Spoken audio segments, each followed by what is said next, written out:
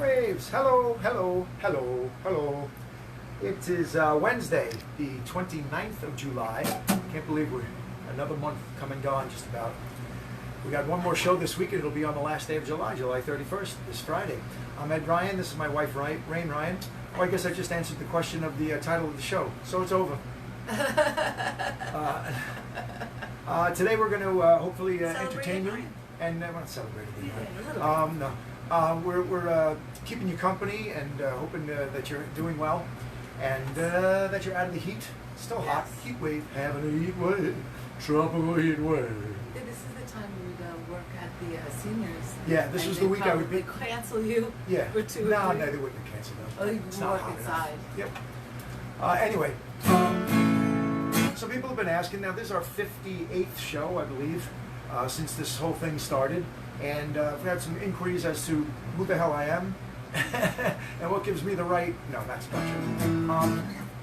But that was it. You know, some people wanted to hear more stories about who I am and where I've been and the original songs that I've written. So that's what today's program is going to be about. Who is Ed Ryan and why isn't he famous? Let's find out. I'm going to start with a song I wrote. Well, first of all, I'm not going to go chronologically straight through all the way. I will try to tell my story as it is, a little bit now, a little bit, you know, in fits and fusses. I don't know what I'm trying to say. My mind is racing and I'm nervous. And I'm sober. Oh. Watch this out. That's probably the problem. No, I'll wait till halfway through. I'll have a beer halfway through. Then you'll see the difference when he opens up. When he's not so nervous. But anyway, there was so much material to go through. I went all the way back to the beginning of time. And we narrowed it down, tried to narrow it down to, I said, give me like 20, 25 songs. So we painstakingly narrowed it down to 30 songs, and this is only part one. There's too many songs and too many stories that I'm not going to get to today in the amount of time that I'd like to. So I'm giving myself the freedom of saying, whatever I don't get to today, I'm going to finish up next Wednesday. I'm going to do these 30. But then I got another 30 for you for next Wednesday with other stories because it was just too much to do in one. So let's get right to it, and I'll give you a song to summarize the beginning of our journey. We shall learn what is in. Oh, God. Sit down. No kidding. I'm kidding. All right. I can leave you on your own and you know, with no net. I'm That's just fine. kidding. I'm nervous enough. In the moose's head, why I oughta. Yeah, well, we want to know what the hell's in there. This is a song I wrote called See What You Did. I don't know when I wrote this, within the last 12, 15 years. It all blurs together. But here we go.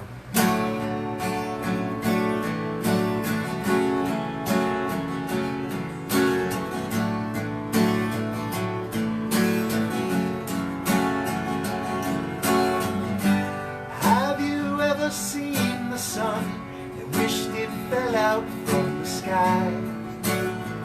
And it did. Have you ever seen a saddened soul and wished that it could fly? And it did. Well, take a look around you now and see what you did. You created a whole world now. Take a look around you now and see what you did.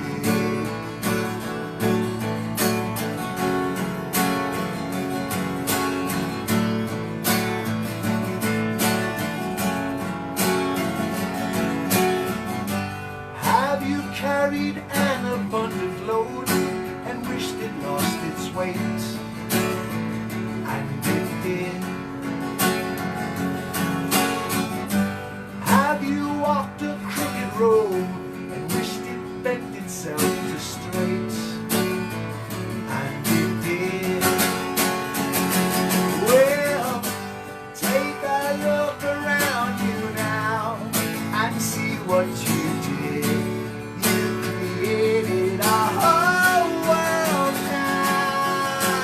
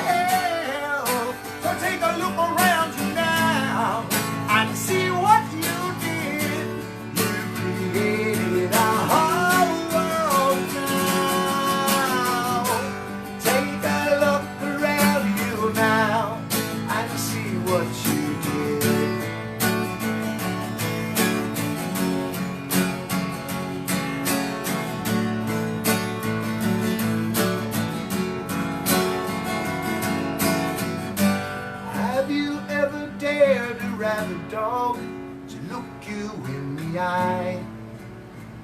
And it did.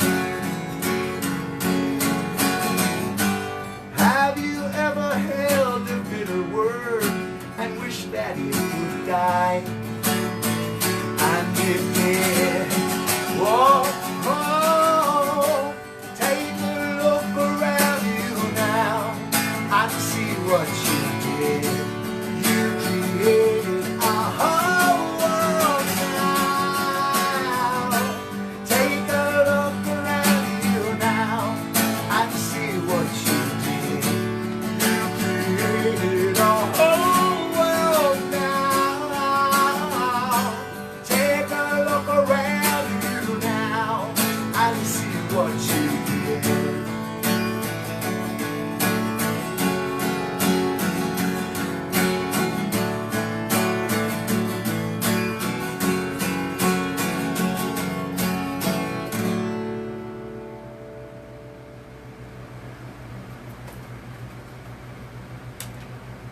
Not bad.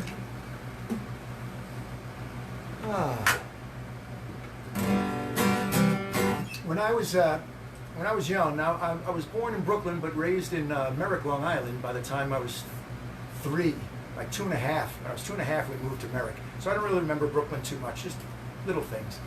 But I'm one of 8 children and therefore needed a lot of attention because I'm in the middle. I'm the middle child. Go figure. One of my great memories, even though we had a very little house, 1 bathroom, big backyard because there was 6 boys, so that's why it was okay to have 1 bathroom. No trees. Lots of trees. And one of my great memories was my grandparents, my grandmother and grandfather on my mother's side, Grandma and Poppy Conahan, Grace Conahan and John Conahan. They still lived in Brooklyn. When I was about 8 or 9 years old, I stayed there for a week by myself, away from the rest of the kids, and it was heaven on earth. And my grandmother was very, very sweet, a very sweet woman from Ireland, had the brogue and everything. And she bought me an album of my choice while I was there that week, and it was Rubber Soul. And that memory remains with me. Going to Coney Island, swimming, put me on there. It was a great week for me, and I always remember it. And I look back on it fondly and tried to capture that in a song that I call Love in Return. And so I think I've always been chasing after that week ever since it happened.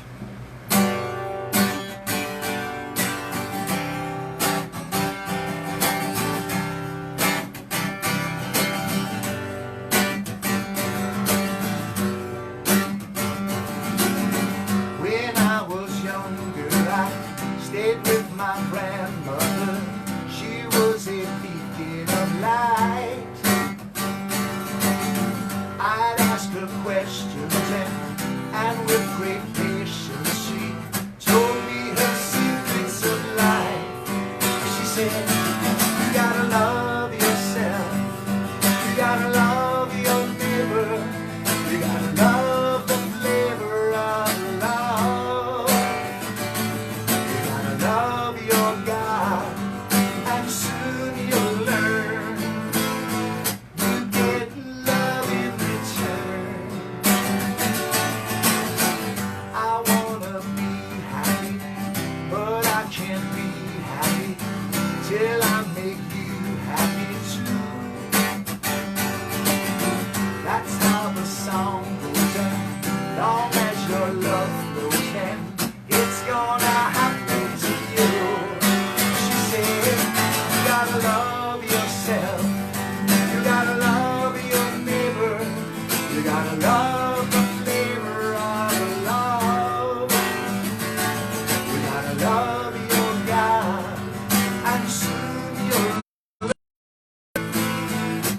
get love in return.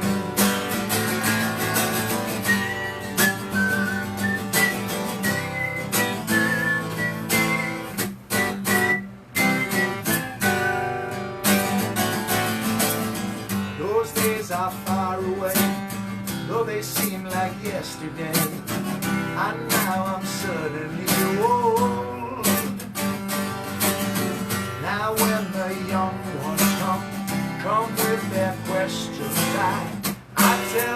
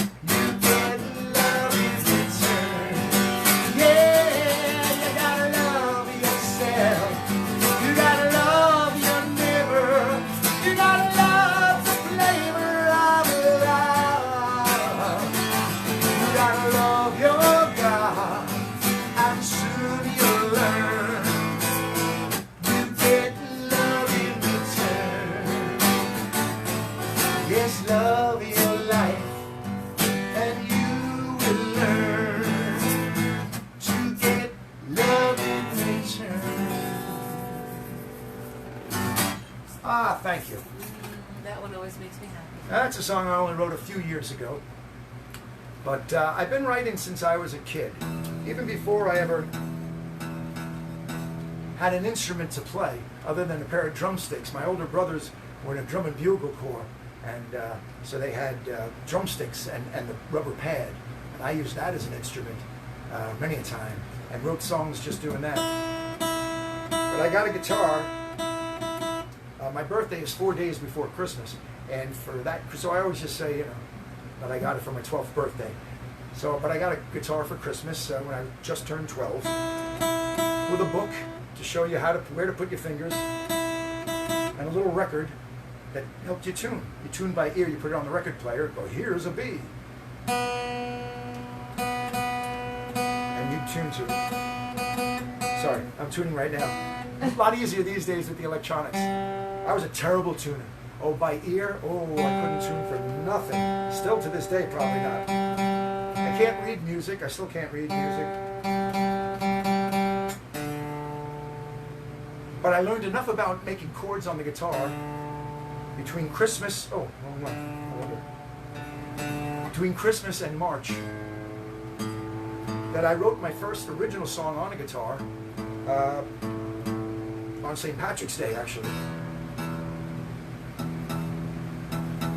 So that's less than 3 months, and not a very memorable song, forgettable at best. But it was mine, and I was on my way. And I loved writing. I used to love writing poems and poetry in class when they'd ask for an assignment. I went to Catholic grammar school, so that explains a little bit also.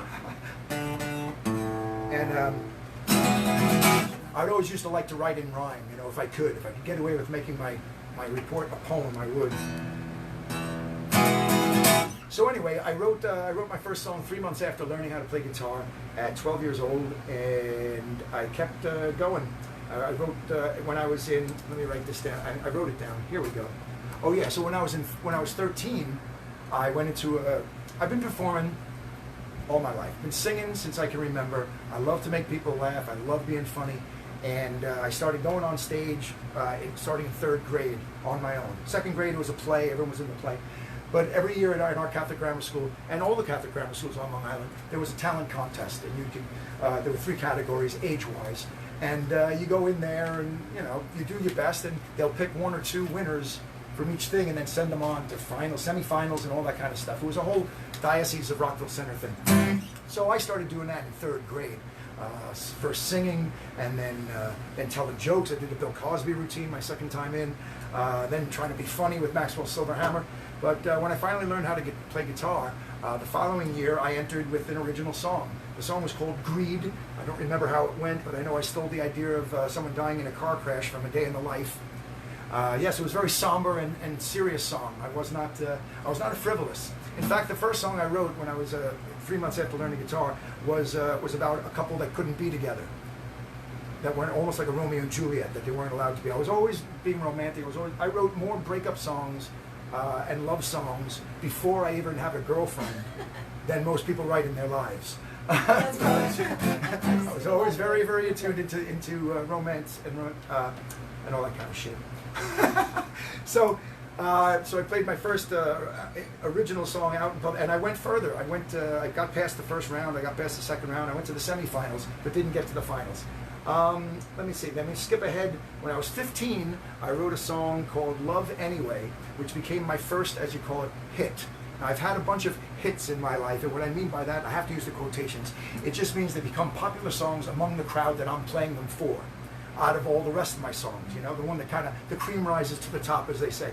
So there will be hints of, I say, this was a hit, meaning that a lot of people liked it, and I was known for that song at the time. So this was my first hit. It was called Love Anyway, and I wrote it when I was 15, and the following summer when I was 16, it was that same summer, Teen Talent. Remember Newsday used to have the Teen Talent competition? And you do all these, you go on all these auditions and all that, and the big show was going to be at Eisenhower Park on the big stage, and it was all teens. So I got in it that year in '77 playing this song, and it was well received. I didn't win anything, but again, I was an original songwriter, and they're putting me in these contests because they liked it. I made it through the auditions. It was called Love Anyway. I didn't have a girlfriend at the time. I'm a late bloomer in a lot of ways, believe you me, including when I started dating. We'll get to that later. But when I was 15, oh boy, I knew nothing about nothing. But I wrote this song and I made up the name Karen, and I'm saying it in advance because my wife tells me that's a big thing now. People are making memes. I don't know why they got all this using Karen from. Poor Karen. I have Karen friends. I don't know why. She's telling me it's a thing. So I'm ahead of the curve. Yes. This was like 45, 50 years ago. Are. 45 years ago. I'll just play a little bit of it, what I can remember. But this is my songwriting chops at 15. What's the first time I heard it? Maybe I'm no Sir Galahad. Maybe I'm just a fool. Maybe I'm just a lonely guy who tries to play it cool. I have my faults like others, but I'm special in a way. 'Cause Karen loves me anyway. I know she's been out with others, I've seen them in the street. She's not very proper with other folks we meet. She may seem like a wild one, but that's just her game. And I love Karen just the same.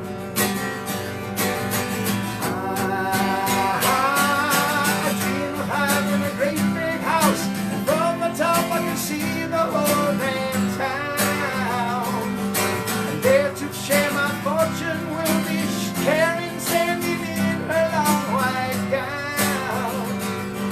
I'm gonna make it happen, but until that day, I let Karen love me anyway. We're not your average couple, but then again, who's to say? As long as we are happy, as we go from day to day. We're both not perfect people, but there's one thing we can say. We love each other anyway.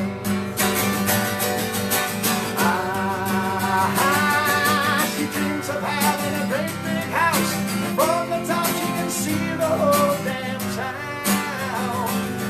And there to share her fortune, I'll be standing still, the earth stops turning round.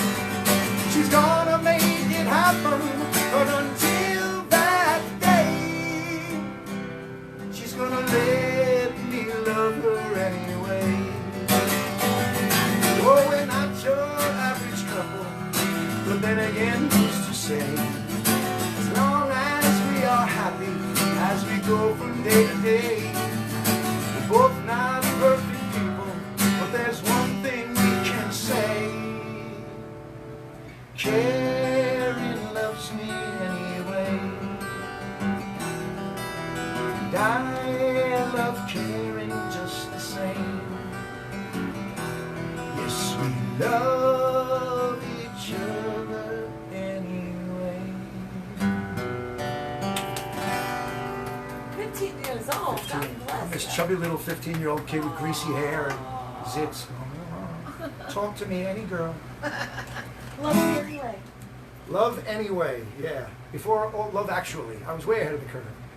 Anyway, that ran a few good years, got me where I needed to go. In high school, I went through Catholic high school up into middle of 10th grade, and then I bounced over to public school for the first time and finally found a little bit of freedom and a little bit of my own voice. And I found that through theater. I became a theater major in my last 2 years of high school and my only 2 years of college at Nassau Community College, and I loved it. I was in every play, and I just loved it. Loved it, loved it, loved it. I had a natural ability for it, so much so that my first season in theater, my junior year, they put on a lot of plays in Calhoun. They put on like 7 or 8 plays a year. Seriously, there was 2 theaters, one small theater that you put on small plays, and then the auditorium theater where you put on 2 musicals per year, a spring musical and a fall musical. And then the other plays, so there's about 7 plays a year. And I was in a lot of them, and my first year they had awards at the end of every year. They'd have a little dinner at Beefsteak Charlie's for the theater department, and and they'd give out awards, and they were nominations, just like the Tonys. There would be 4 nominations per gender. Like there would be best actor in a play, best lead actor in a play rather, and best supporting actor in a play, and then best lead actor in a musical, best supporting actor in a musical. Same with the ladies. So there would be 8 awards given out total, and there'd be 3 nominees in each category. The first year I was in it, I was very happy to be nominated for best supporting actor in a musical for Forum. Funny Thing Happened on the Way to the Forum. And I was very happy with that. I didn't win, but I didn't expect to. I was a junior. Most of the seniors win because they're graduating. But the next year, again, I was in a lot of plays. In fact, all the plays. When the nominations came out, I say this just because I'm pretty proud of it, and you don't get to say these kind of things. I've never been nominated for anything since. So anyway, I was nominated for Best Actor in a Musical, Best Lead Actor in a Musical. I was one of the 3 people. I was nominated for Best Supporting Actor in a Musical, for a different play, obviously, and one of the 3. And then when it came to straight plays, Best Actor in a Play, I was all 3 nominees. It looked funny, but Did you win that one? I did win that one. I didn't win any of the other. I thought it would be really impressive if I won one of the other categories where I was against somebody, but Right. I think it was impressive. I was up for Best Actor in One Flew Over the Cuckoo's Nest, The Importance of Being Earnest, and for the life of me, I have no idea what the 3rd one was. Some other play that I did that I don't recall right now, but one of my friends from high school should let me know. So that helped me out a lot. From there, I went to college, did all the plays, and then I didn't go right into theater. I went back to bands. I was always musical. I got into a band when I was 16, and I loved it, and I made great friends. And then when I switched schools, that broke up. So I was still writing my songs, being a solo artist. But then I got back into bands in 1982 and started playing the circuit here. So I've been playing Long Island bars and clubs since at least '82, if not sooner, earlier, because I was doing solo work. Right. From there, when the band broke up, in 1985, I started doing dinner theater. I went and did a couple of versions of Festival Whorehouse in Texas, 3 months in Ohio, and then another 6 weeks in Illinois, or reverse that. And I loved it. Okay, I have to do a song now. All right. Before all that happened, I just want to give you another hit. Here comes the next hit. I wrote this song when I was 19. I got a little ahead of myself. I didn't do dinner theater until I was 23. But when I was 19, I had one of my great heartbreaks. Now, of course, being a romantic, when your heart breaks, it breaks big.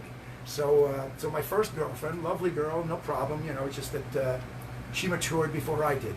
In fact, I'm still waiting to mature. But she matured first, so she broke up with me, and I wrote this song before I went away for the summer. I was going upstate to be a camp counselor, and I wrote this song once I got there because she saw me off. We're still friends to this day. In fact, I'm really good friends with her brother, and I wrote this song. It's called "In the Arms of Someone Else." So she was already, or she liked someone. You know what that means back then. So I wrote this song, and it took me places. This song got great traction too. It's called "In the Arms of Someone Else." The chorus is very simple. I apologize in advance.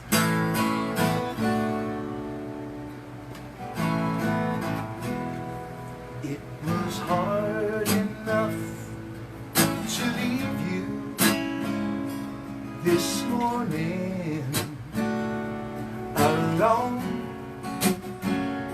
but even harder to leave you in the arms of someone else. Well, I'm crying,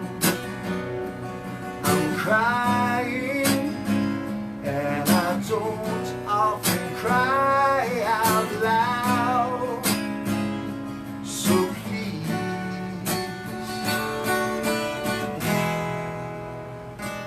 it was hard enough to understand the reasons for goodbye, but even harder to see you in the arms of someone else. Well, I'm living, but I'm lonely, and I don't like to be alone.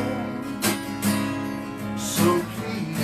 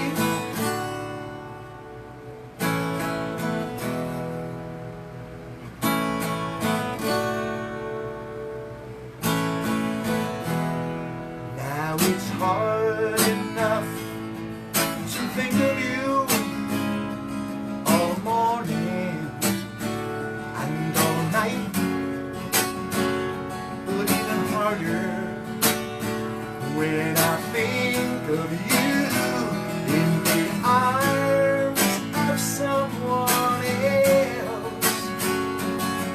You're happy, or I hope so. But you know how much I miss you so.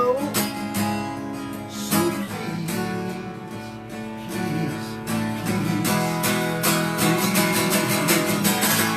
I love you more and more and more and more and more and more each day.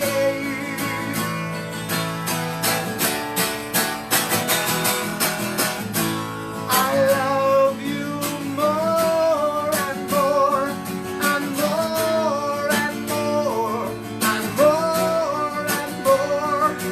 I love you more and so much more each day.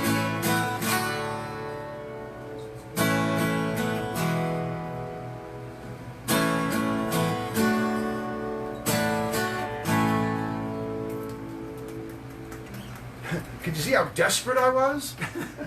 Actually, So melodramatic. I really like singing the chorus, even though you think it's repetitive. I loved it the at way the you time. paired it with the melody. Wasn't until I got older. It makes it feel good when you sing it. More and more and more and more. It feels How much good. more can you love her? More. More. That More feels every good. day. I like Every it. day. So, That song went a long ways. When years later, and I'll get to this, but years later when I was on the tour with Debbie Gibson's first big tour in 1988, my band was the opening act, Ed Ryan and the Underdogs, featuring Tom Sanfilippo. woohoo! And we sang that every night, and it was a 3-part harmony thing, and it was the ballad of the night. Imagine that song in the late 80s, and me sitting on the edge of a stage, and these like, you know, 13-year-old girls, oh, you know, it was funny. In fact, at Radio City Music Hall, Melanie, our friend Melanie, Yes. who was then about 13 or 14, now my a sister's nurse. friend, she came up and handed me a little teddy bear. Oh, I still have she's it. the cutest While, thing it was ever. like while I was sitting on the edge of the stage singing my ballad. That the is big spotlight on sweetest it. thing ever. Yeah, until the last show of the tour. Now, last show of the tour, apparently, people played pranks on each other during the last show of the tour. We didn't know that. So the technical people were playing a gag on me during that song, and I didn't know it. While I'm sitting on the edge of my stage, sometimes girls would come and hand me a rose. I swear, Right. it was creepy. I mean, freaky. It wasn't creepy. It wasn't creepy. But I'm singing this more and more, and the band had to tell me later that during that song, there was a big projection and lights behind me of the face of Mr. Bill. You're going more and more and more and more. Nice guy. I had no idea. Yeah, shoelace The song went broke over again. real big that night. Yeah. So anyway, that was my 19-year-old self. Oh my Like I God. said, then I went out and did theater for a little while, and it was really fun. It opened up a lot of my eyes. You know, I traveled a lot. I got to see parts of the world after a bunch of men and different people, and living in a community and learning how to be in theater and, you know, working with each other and all that kind of stuff. And that everything's for the show. Everything, you know, everything builds to one thing, and that's the show. And that's kind of me at heart. Everything I do is about the show. I love very deeply and I love very passionately, but nothing stands in the way of the show. You know what I mean? Yeah, we've had a few fights about it. Yeah. Sure. She's like, I need something. Yeah, but I got a show. Well, you always have a show. Slow down. That's right. I always have a show. That's what keeps me breathing. Yeah, that's true though. So after I did dinner theater, I got an opportunity to work on cruise ships. For 6 months, I spent on cruise ships down in the Caribbean, on Royal Caribbean cruise lines, and I loved it. And it was very freeing. I was 24 at the time, and I learned a lot again about the world and people, and more about heartbreak. Of course, no matter how much you learn in life, you learn more about heartbreak. While I was on that ship, there was a girl I was dating for about 3 years, more than that, 3 years. And while I was on the ships, she decided that it was over. Well, it was over before that, I guess, because she started hanging out, and ended up marrying one of my good friends.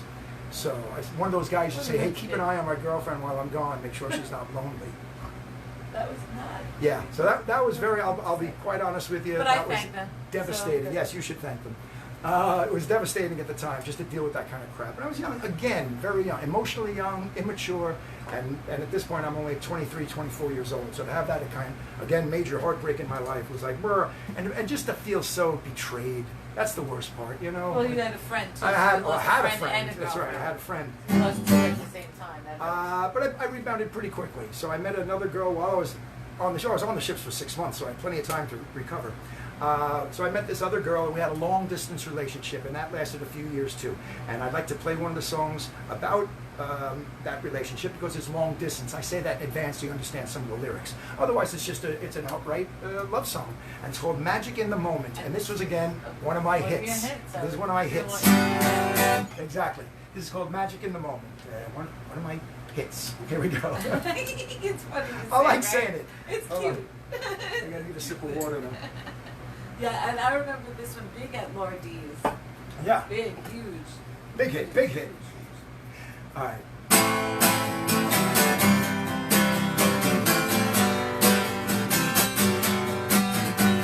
Hold on, I think I'm out of tune. But I also forgot. What's the first line? There was magic in the touch. Magic in the kiss. Yeah. There we go. You dirty A. Are they? The A was out of tune. You dirty A. Ah, you dirty A. Okay. Magic in the moment. Here we go. Take two.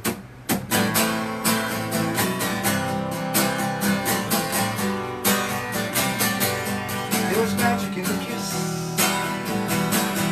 There was magic in the touch.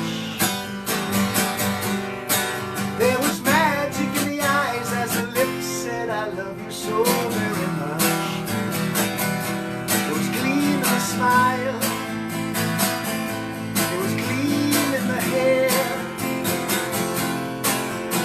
How do you let it go? How do you get it when it isn't there? Close your eyes. Close your eyes. Often on the line, and often in the air, often enough to ensure that those feelings were more than an empty stare.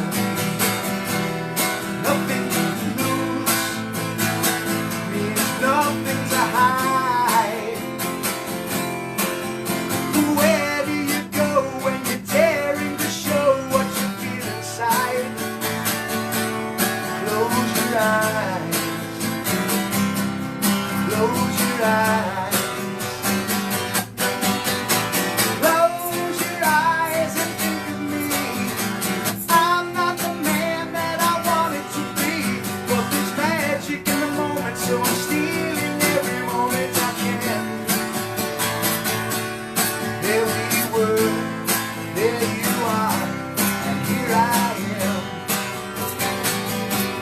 There we were, there you are, and here I am. Hearts are made for love, love is made for free, and free is just a word invented for dreamers like you and me. Words become truth until truth becomes a lie. And lies are the basis for the cries on the faces of the hearts that died. So close your eyes. Close your eyes. Close your eyes and think of me.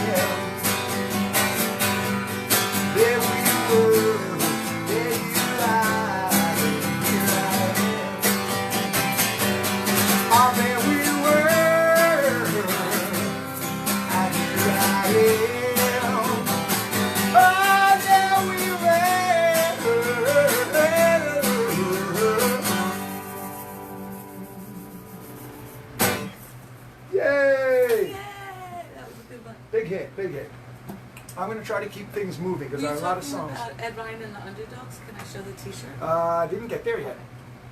Remind me. Yeah, I will. Oh, pardon me.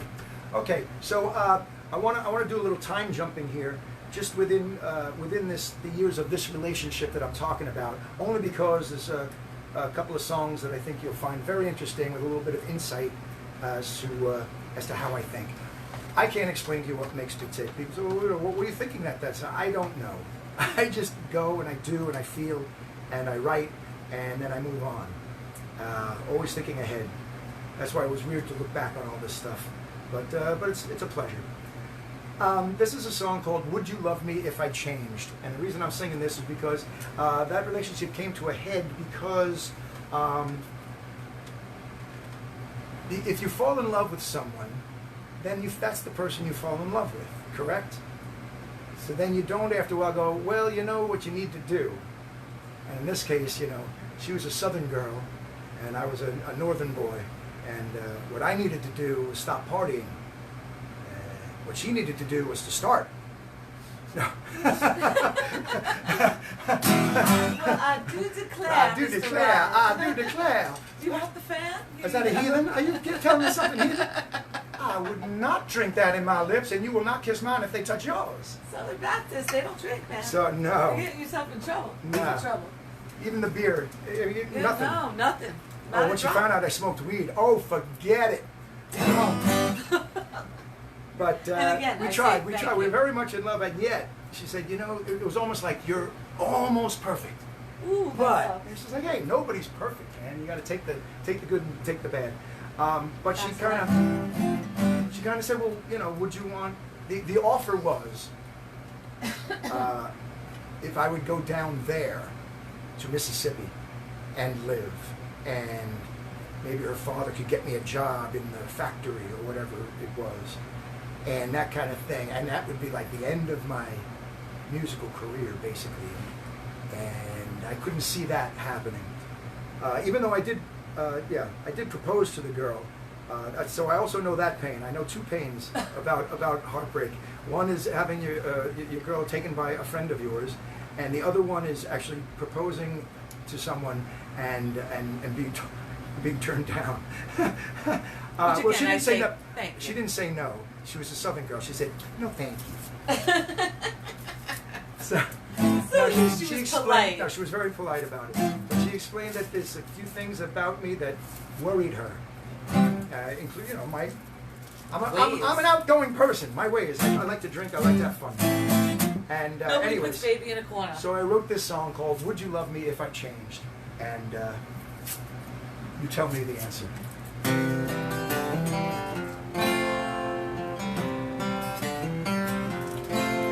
Would you love me if I changed? If my words and thoughts completely rearranged, and I stopped searching, packed my bags and found a church, and never acted strange? Will you want me when I'm boring, like so many people turn their heads, ignoring all the issues, like hate and war and various misuse of every newborn morning?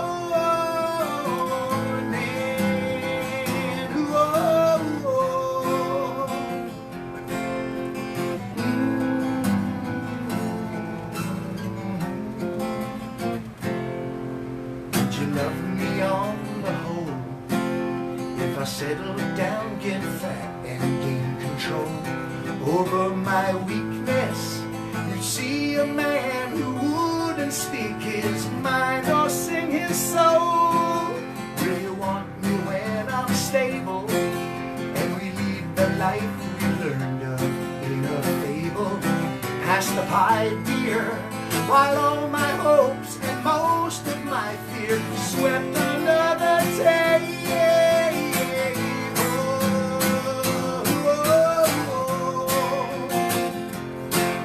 Would you love me if I changed? Time has made me old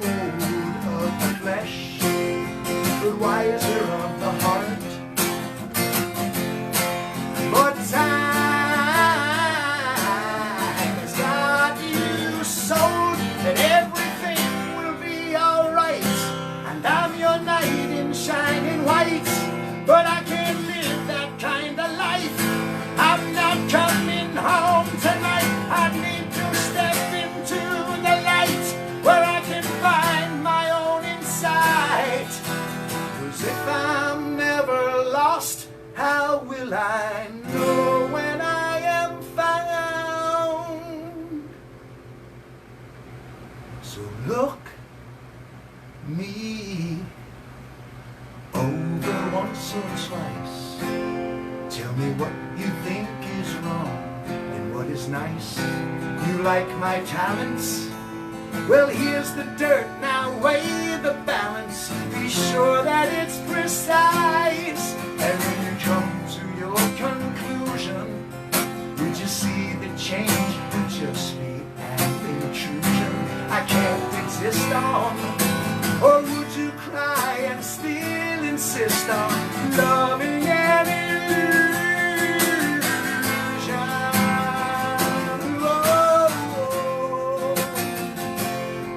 Or would you love me if I changed? Or would you love me if I changed?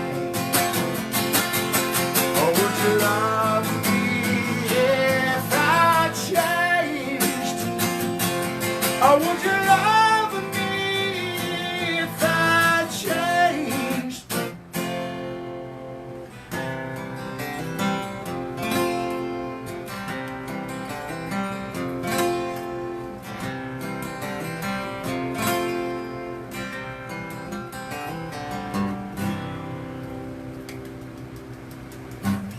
I love that one. When I first heard that one, I felt like he was speaking directly to me. Like, you understand my problem. You understand my problems. Now get me a beer, eat it. Oh. No, kidding. I'm joking. Early, No, it's a little early for that. I still have a lot of You got a stories lot and stuff to get to. through.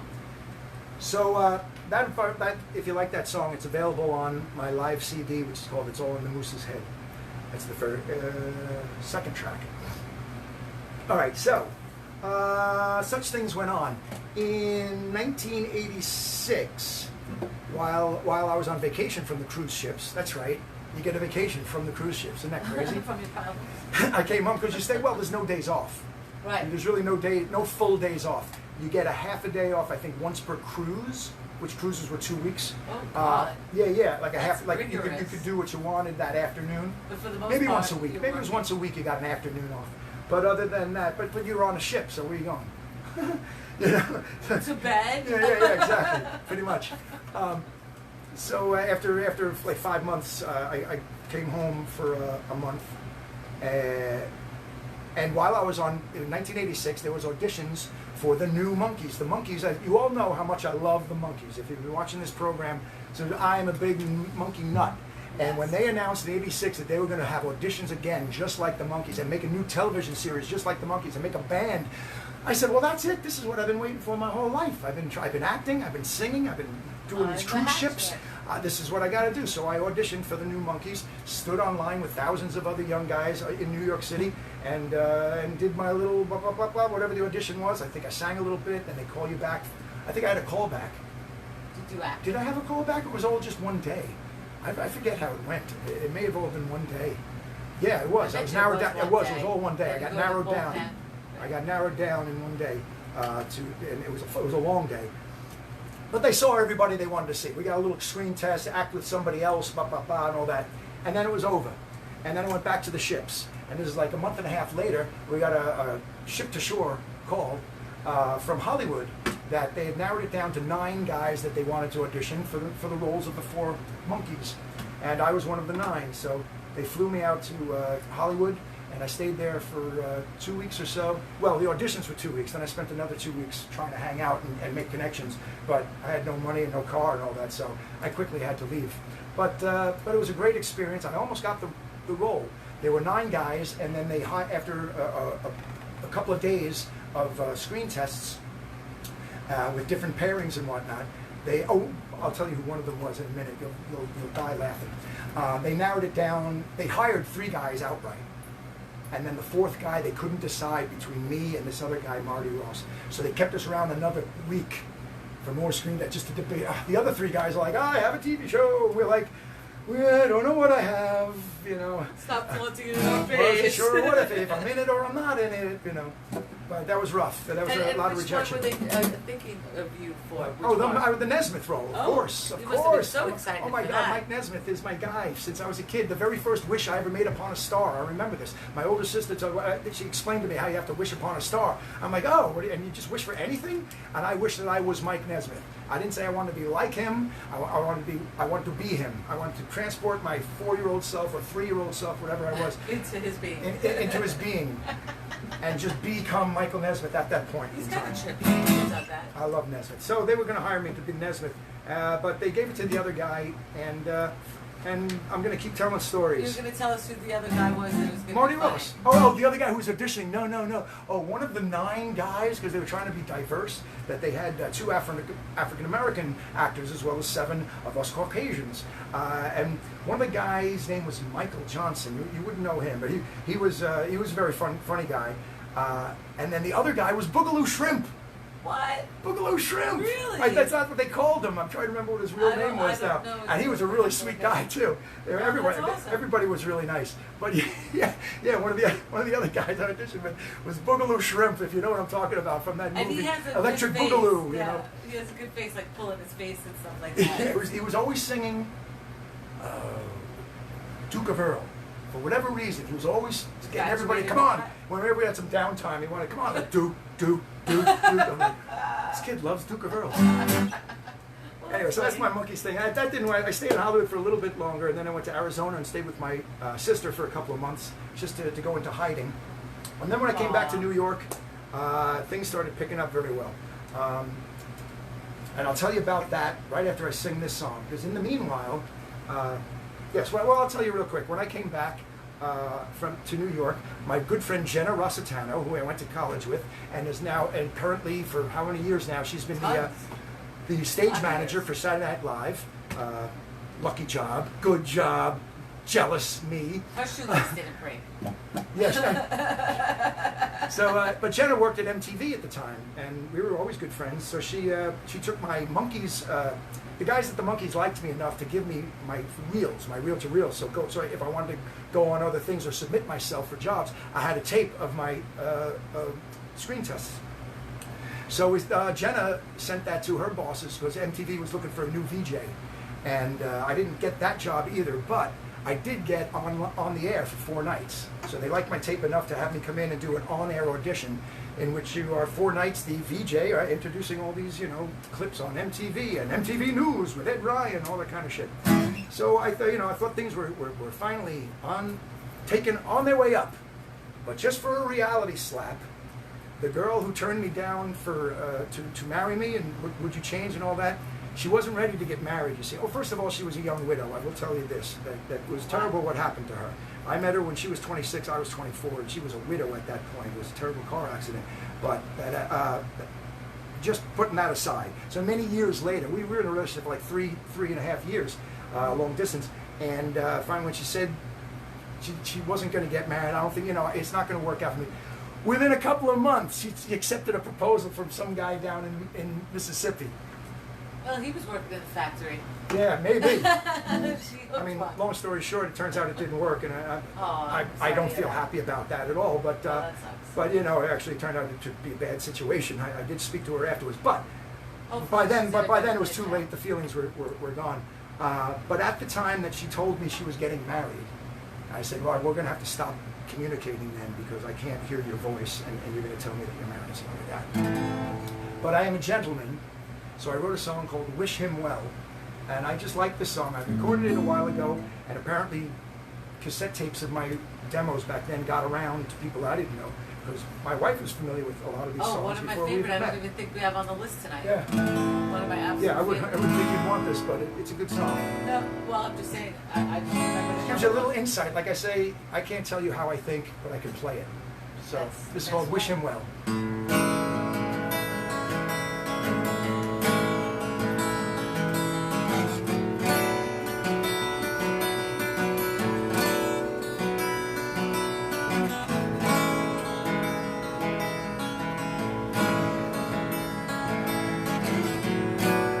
Shining like the sun, it means the only one.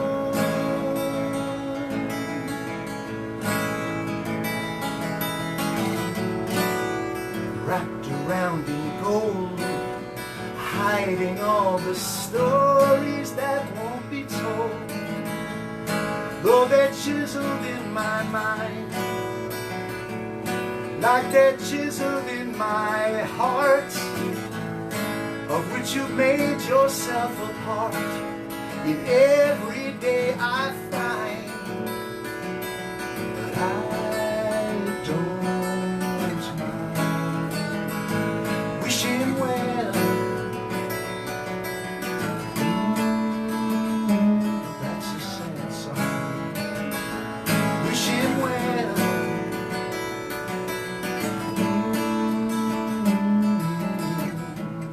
That's a sad song.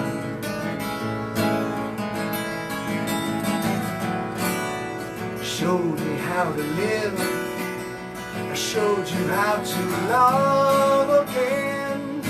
And we showed each other how to head above again. So why am I so low? Didn't I understand right from the start you'd one day go? I don't know. Wishing well. That's a sad song. Wishing well.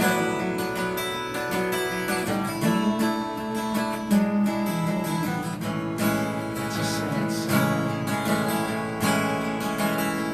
Wishing well. Slide on, shining lady. Wishing well. Slide on through the night. Wishing well. Slide on, shining lady.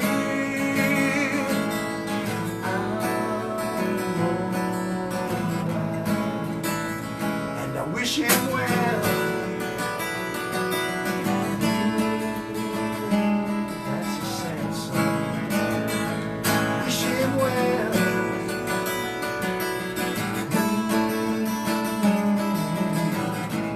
That's a sad song. Wish him well.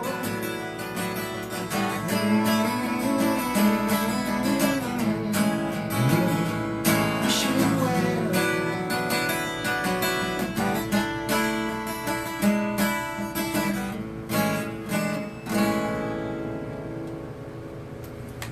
Slide on, shiny lady. Slide on, shiny lady. My wife's like, yeah, keep sliding. Keep sliding. I'm grateful for all of these songs because they're beautiful and where I am today. See, it was Yours all are coming. good. Yours are coming. But what I loved in that song was how you doubly used the solo, your solo and solo. Oh, thank you. I always love that in there. It always Clever. And Vince said Jim Croce would have loved this, and he loved how that song and melody immediately caught your ear. Oh, So, good. A lot of people were saying a lot of things, but you have a lot of input to say out. Yeah. So I didn't want to interrupt. I'll tell you what I'll do. After this, I'll do 2 more songs, and then we'll say some hellos and all that, okay? I'll bring it up to comedy. Okay. Okay? Where I am in the story is come back and do MTV. And so I'm back on Long Island now. After traveling for almost 2 years doing theater and then cruise ships and then Hollywood, and then Arizona. And then I came home in time for New Year's. We had a great, we went to the MTV Rockin' New Year's ball before the Beastie Boys were anyone. They were all running around the place being wacky. Sam Kinison was up there. I saw Brian Setzer playing with Dave Edmonds and Carl Perkins. Yeah, it was a great show. Anyways, so I'm back in New York, and now this is how I started out playing the Long Island clubs. Immediately, I started hanging out at the brokerage on Monday nights. They had an open mic night. I made friends with the owner, and he liked what I did. Everyone liked what I did. This again, when I get up on the stage and I'd sing my songs, people seemed to enjoy them, and they liked my writing. So I became the host of the open mic night, and that's how I started hosting open mic nights, which I did for a good 20 years at various places. Yeah. So I started there hosting the open mic night, and one Monday night in walked 2 young fellas. They were 5 years younger than me. I was 26. They were 20. at the time. Jens. Oh, no, I was still 25. They were 20, right. So, and that was Artie Scaraglio and his friend Tom Sanfilippo. And those were two mouthful of names that I didn't want to have to pronounce. But after I heard them sing, I needed to know them. And pronounce them. And we've been friends ever since. Especially, Really. well, Tom Sanfilippo and Artie and myself and Tom, we became a trio. And then that trio expanded into using their band. At the time, they were calling themselves the Underdogs. And I was calling myself Ed Ryan Band, B-A-N-N-E-D. We thought that was a clever one. Ed Ryan and the Big Picture. We tried that for a little while. This was me, Tom Sanfilippo, Artie Scaraglio, and a drummer named Joe Martinelli. For the time, that was and the Big Picture, time, yeah, we were trying to do all that kind of stuff. Yeah. And we opened up for the Ramones, and we opened up for, I forget who else. But the Ramones story is a crazy story, and I will tell it, but not today. I have a lot of stories. It's a long story. And good. And in case you don't know, I'm going to do more of this next Wednesday. I'm going to do everything I could do today, and then next Wednesday I'm going to get more old songs because I've dug up so many of them. We narrowed it down to these 30, but I still have 44 that we had on the list. We took all this. I narrowed it down to 74, and then I'd narrow this down to 30. Anyway, so I'll tell. We'll have a few more Ed Ryan. I'll tell the Ramones story next week. But we had some good fun. Then we merged ourselves. We called ourselves Ed Ryan and the Underdogs. Can I show the shirt? Can I show the shirt now? Sure, go right ahead. Show the shirt. She wants to show the shirt. I never had one before. Tommy Sanfilippo found some of these, and these are like the only two left. This was one of the official Ed Ryan and the Underdog shirts. There you go. That's the true. little logo. I'm sure Ellen Osick and some of the old people that are watching. We sold those when we got. It was pure fluke that in 1988, Debbie Gibson, who was a Moroccan like myself, we both come from Merrick, and in her band is Tommy Williams. If you know Tommy Williams from Wondrous Stories, yes. Tommy and I went to high school together. So and we all knew each other from Merrick. I knew the Gibsons, Debbie and her two older sisters, even though she has three older sisters, but one of them wasn't a performer. So, oh no, she has a younger one. Move up, whatever it was. Debbie and her sisters, the Gibson girls, were always in a lot of plays. And so I was in a play with them one summer, one of the Town of Hempstead Showmobile children's theater programs that we were all in together. So I knew Debbie since she was 7 years old. And then when she had the big hit, Only in My Dreams, I remember hearing that in the car for the first time. I was so happy to hear. I was like, wow, I can't believe that's her. But God bless it, because it was a catchy song. And I knew it was going to be a hit.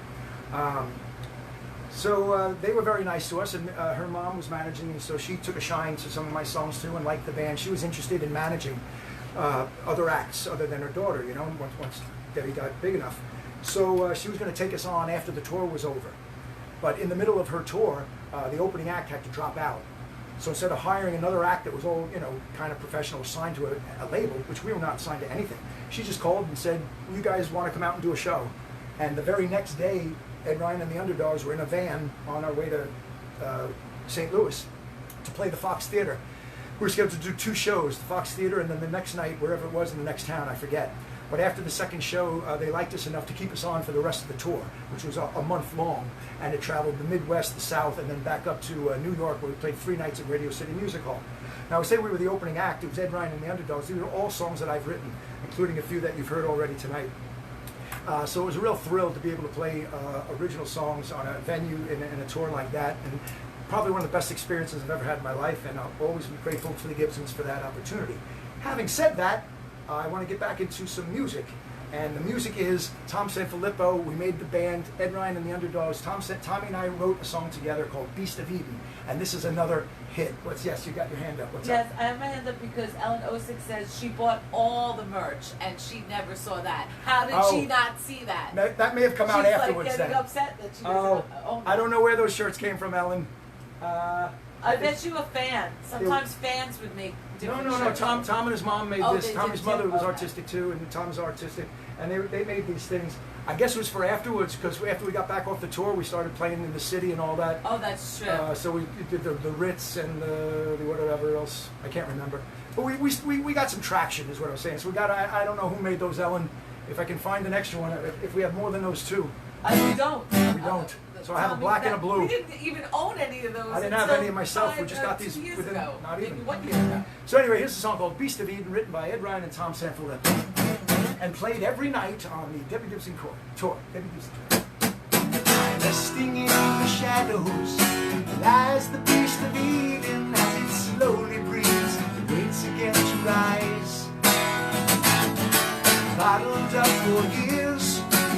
maker of torment and bitter cheers, creaks up its head, and I just heard it open its eyes. I know it's coming around and it's pointed at you. I know I've seen it before. First my throat gets tight, then my mouth gets dry, then I cannot escape. I'm in love for the first time all over again. Watch it go round as the words glide down. Without hesitation, I dropped all of my pride. I'm falling apart, and I'm feeling that it must be love. I know I've seen it before. It's coming around, coming at you. Whoops. I know. Well, I've seen this before. First my throat gets tight, then my mouth gets dry, then I cannot escape. I'm in love for the first time all over again.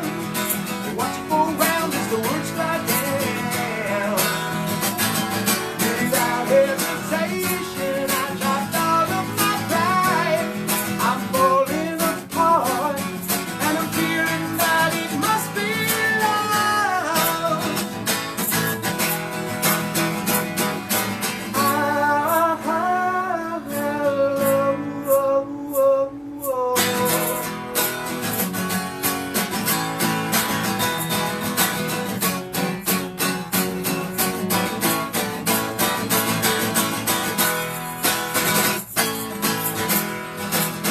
I know.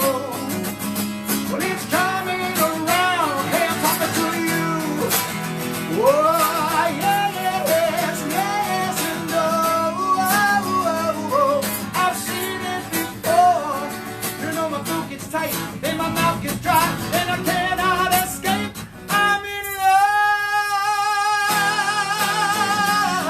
all over again.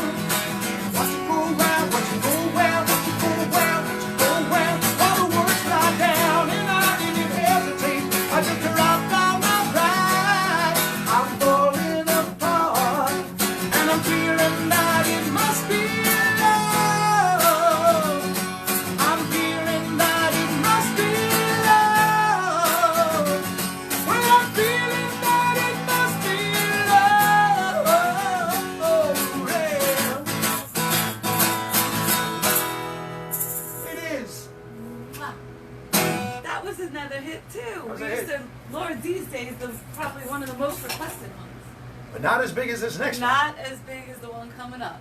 That was So the Gibson the tour showstopper. was nice. It was a nice month-long thing. We got a lot of attention from it, and in the long run, the band was we were going to sign up with a management team, the same management team that broke Debbie Gibson into the big time, and he was very interested in me and the songwriting and all that kind of stuff, but he kind of got in between me and the band when he said, I just want you to record. We'll make a record with you, and then when you go on tour with studio musicians, and then when you go on tour or you play wherever, you play with your band.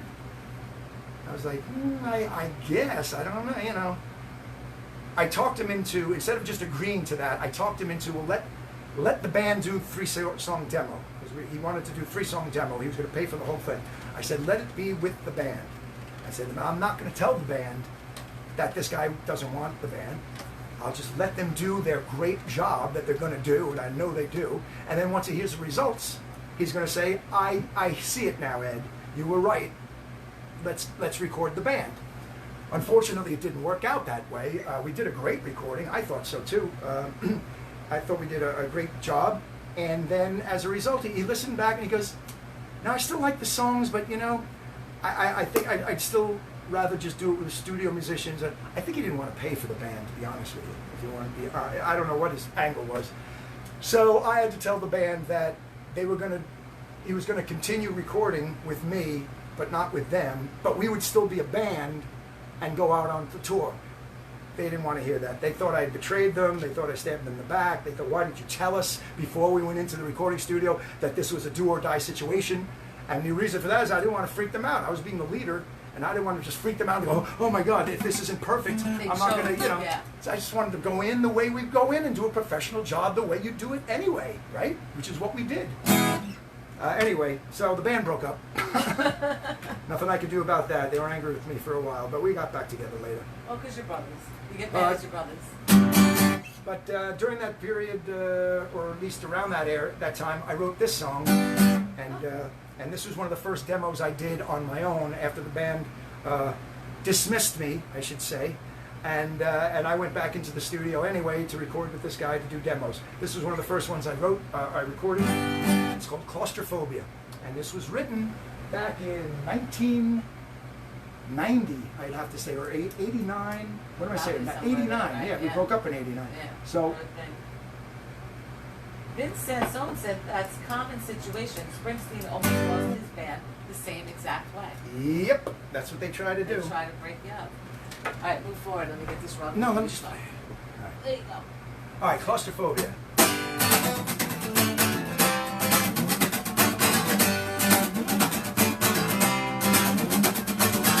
Nobody ever told me about claustrophobia.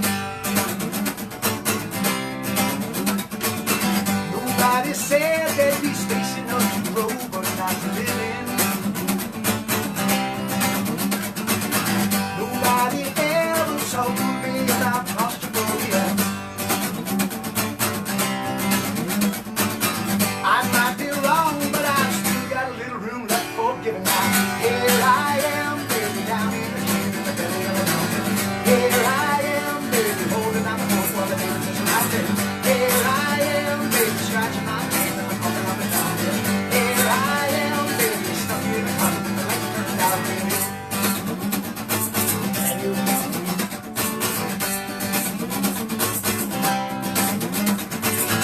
nobody ever told me about hypochondria.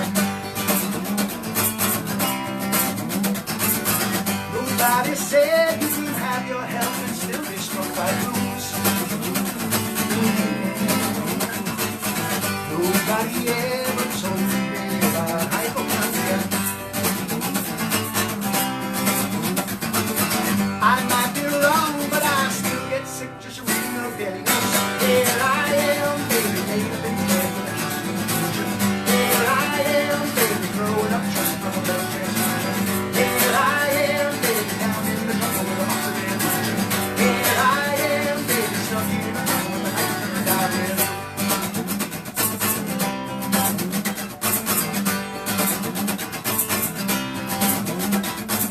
And nobody ever told me about mass hysteria. Nobody said you could handle all the people all the time. And money, the fool, yes you can. Nobody ever bothered to explain to me the concept of mass hysteria. Well, I might be wrong, but I've been the mass and it wasn't so funny now. Here I am, baby, sitting in the home with no conversation. Here I am, baby, back in the alley with a little stimulation. Here I am, baby, trying to serve you with a boost in fashion. Here I am, baby, stuck in a puzzle with the lights turned out. Here I am, baby, trying to be tough, but I'm always so bad. Here I am, baby, trying to stay cool while my heart beats fast. Here I am, baby, searching for the dream while swimming in Atlantic. Here I am, baby, stuck in a puzzle with the lights turned out. Here I am, baby, stuck in a puzzle with the lights turned out. Here I am, baby, stuck in a puzzle with the lights turned out. Hello, stuck in a puzzle with the lights turned out. Stuck in a puzzle with the lights turned out. Stuck in a puzzle with the lights turned out. Will you? I'll take it. Okay. It's okay. I don't mind. Whew, it's getting warm in here. Yes, Oh, it you is. know why? This. Oh, made you it. never set up your fan. That's Okay, so who's saying hello? Let's see. We got a whole bunch of people. All right, and let's get to it we then. got a bunch of, a lot of potatoes. That's really That nice. just. How about me? Starting, we got Mary McNally, Bean Marr, Hey, of Mary. course, Barbara. Vince Sansone, Vinny? Jamie, Janine and Hardy, Janine and Dennis. and Dennis, Rick Ambrosino, Hello, Rick. Sherry Swartz, Hello, Sherry. Mama Bean and Nelson Hello, Bean, Sue and Nelson. Christopher Charles, Joe Napolitano. Oh, Christopher Charles. Joe Napolitano, Mr. Bicycle. Yes, Mr. Bicycle.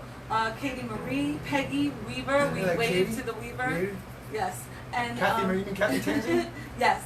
And Weaver Wavers. Yes, exactly. Tina and Dan. Tina, Danny, Racco. Nancy Belmont. Hello, Nancy and Jerry. Mary Goring, our wide awake Mary? friend. Mary noticed it right away. She mentioned it. She noticed it right away. We have one of our petty people, Diane Knowles Sardine. Hi, Diane. Hi, Diane. Nice to see you. Maureen and Chris. Maureen, They've been chatting back and forth. Today is Chris's birthday. It's his birthday. Happy birthday, happy Chris. Birthday, Chris. Happy birthday, guys. Happy birthday, honey. They were saying how much they were enjoying you theater-wise. A lot of people, and they were speaking very nicely of you and your theater stuff. Mel Marcus. Mel Marcus, I met Nassau Of course, Community Ellen College. and George Osick. Ellen and George. John Hart, Diane Hart. Berg, Frank Hello, Leone. Diane and Paul. Yes. Frank and Leone. Paul. I'm sorry. Yes. Yes. I didn't write down my he's thank yous getting today. better. Oh no. Marilyn and Jamie Kane, Linda Deegan, Hope Fawn Robinson, Donna. I'm sorry, Kula, I stopped saying hello as I started thinking about things. I'm sorry. Yes. Hello. Dee hello. Leslie, Herb Anderson, Hobie. Barbara McDermott, Who McDermott? Barbara Barbara McDermott. McDermott? She's new. She's from Washington. She. Welcome. Yes, welcome her.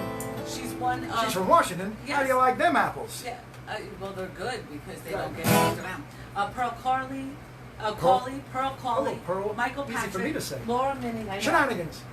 Laura Minnie. Hello, Laura. And I'm sure there's so many more because I got bumped off and I really apologize. Okay. But thank you. We'll get back to them. That's a nice Alright. group. I, And there was one question. They wanted Good. to know if you ever played with Mike Clary in the movie, in the play Oliver, Tina. No. She was asking. I didn't even see Oliver. Okay.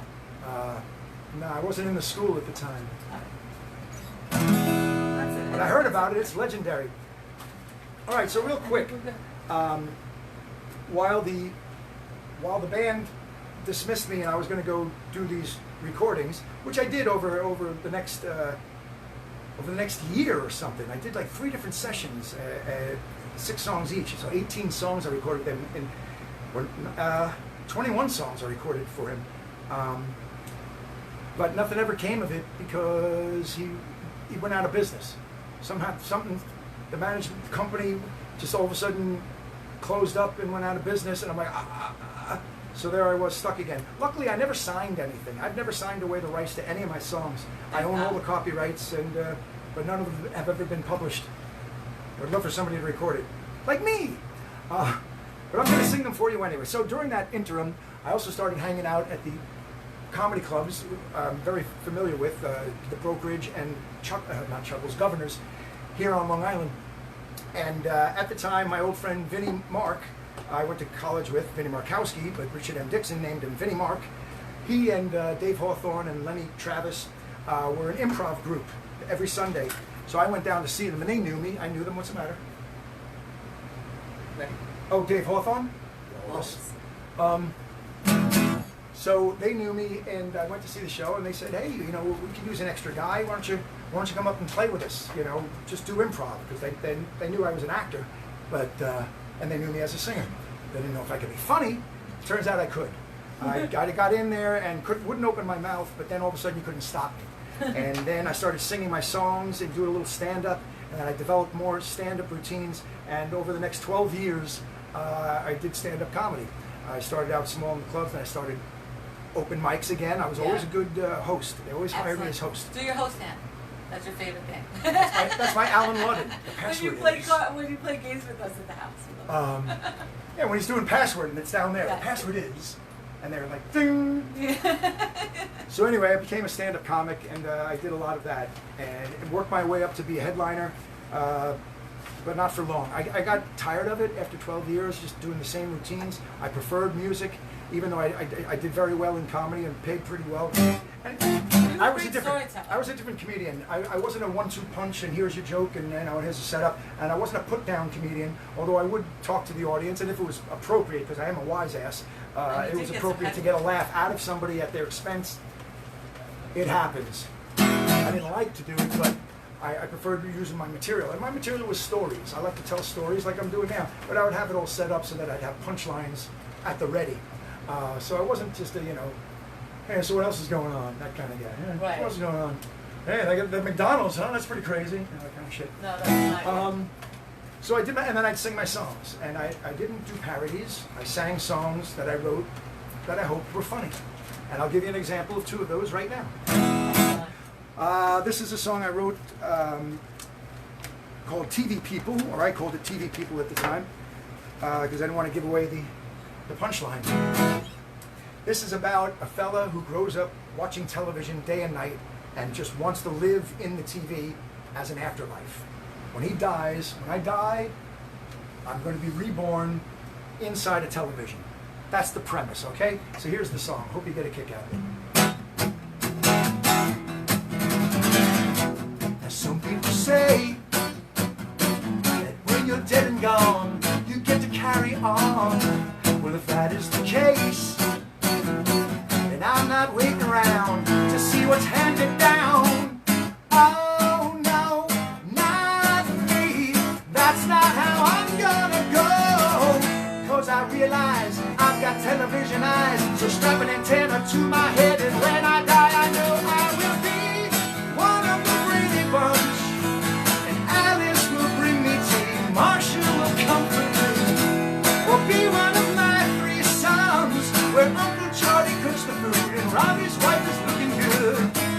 Someday I'll live in the Twilight Zone, so please don't touch that dial, and I hope I get stranded on Gilligan's Island. Oh God, I wanna be one of the Jetson kids. Astro would lick my hand, Judy would understand. A little house on the prairie's good, 'cause Charles could help father me, and I could help Mary see.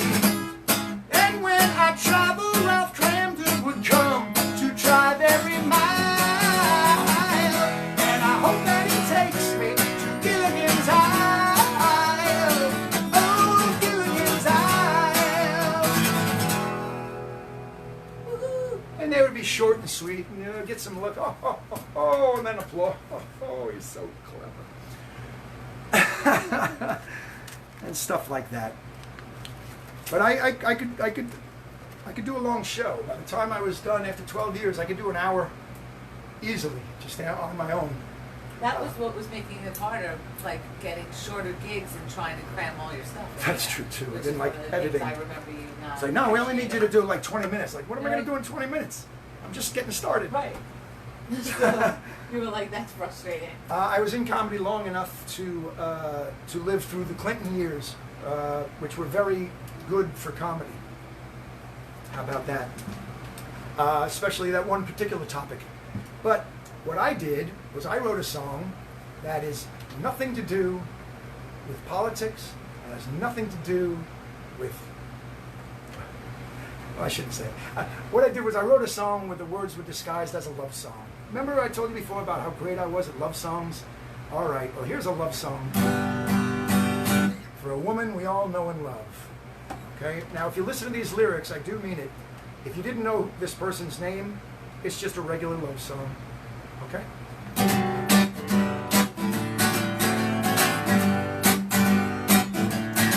Well, I found me a girl.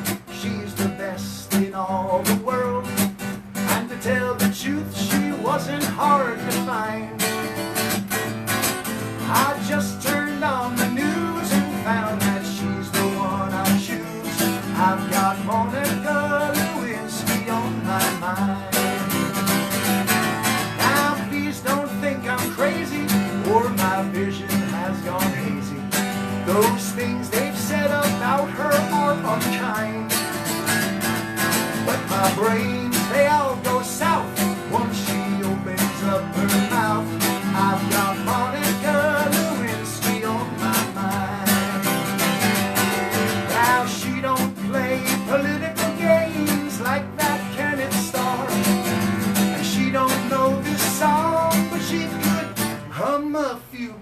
does.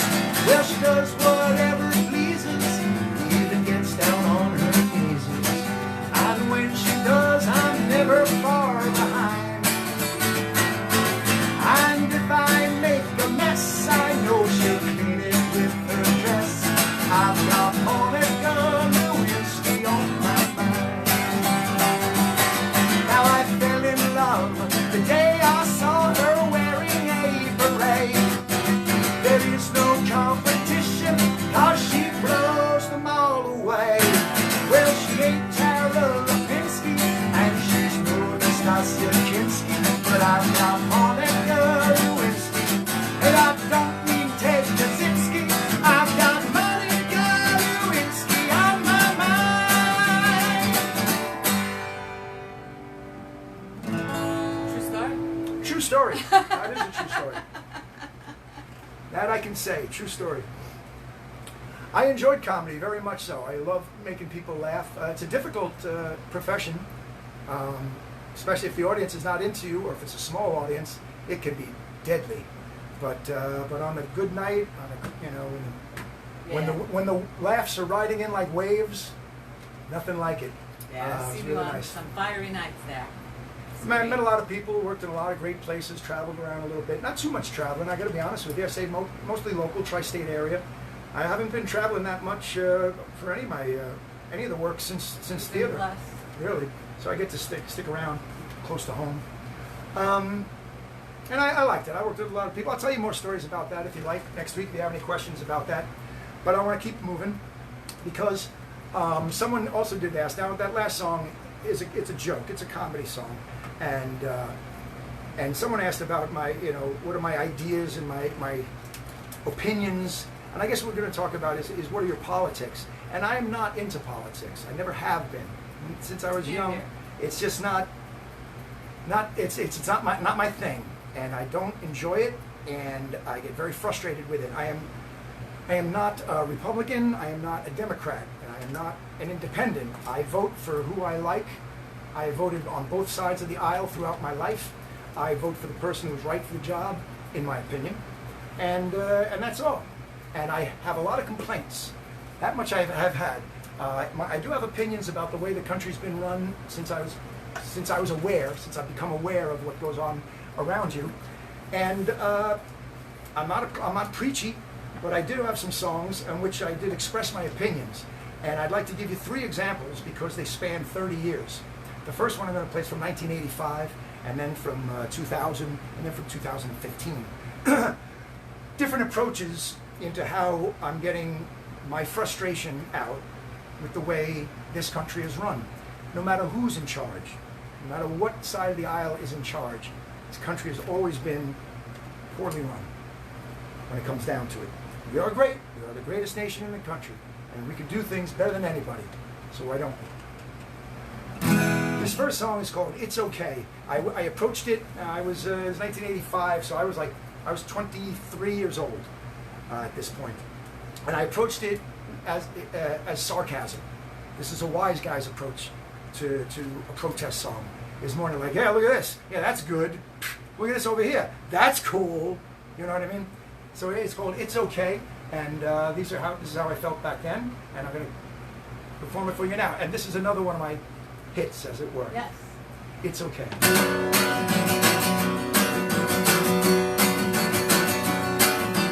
Listen to the wise man. He gives everything for nothing in return. And watch out for the fool, because the money in his pocket always burns. Well, lock me in the cellar, feed me only bread and water every day. And it's okay,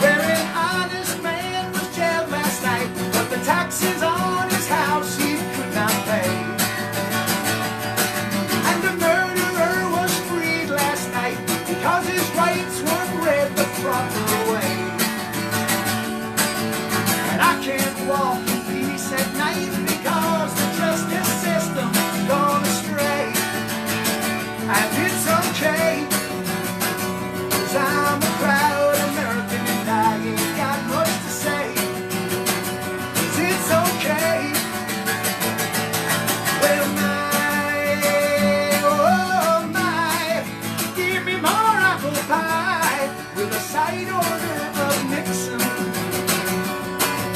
And hey, hey, hey, we love the American way, 'cause we all have faith in fiction, so we're changing our traditions, and it's alright by me. I love hypocrisy. Well, at first I heard that sex was wrong. You had to save it for your wedding day. And then I went to school and learned that everybody does it anyway. Oh, now I turn around to find 1/3 the population's days.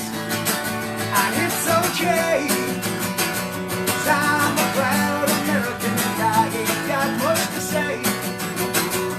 It's okay, it's okay, it's okay, it's okay.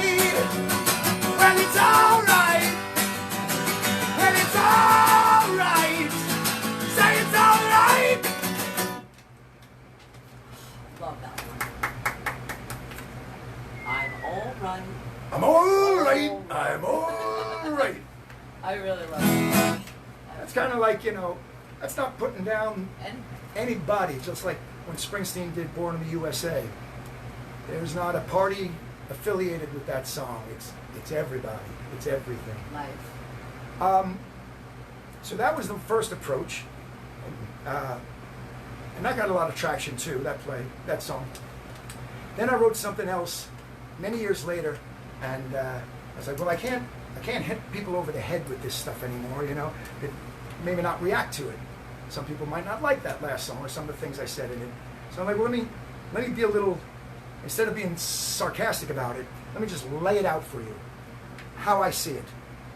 This was written in like 1999 or 2000, somewhere in that area, where it was 30 years past 1968, which was a pivotal year in our country. And so I called this song 68 and Beyond, meaning I'm looking back on what's happened since 1968, and boy, is it beyond now, because I wrote this song almost 20 years ago. Well, it is 20 years ago. Yeah, really. And it's still true today. So listen to these lyrics and know that this was written 20 years ago and has nothing to do with this current administration or even the past administration. This is just how I see it, how it went, and how it goes. It's called 68 and Beyond. I think I'm going to need a beer after this song. Okay. You want one now?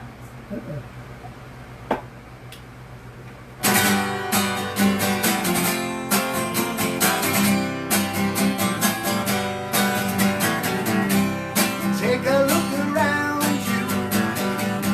I'm sure it will astound you to know that what you found you can't hold up to the light.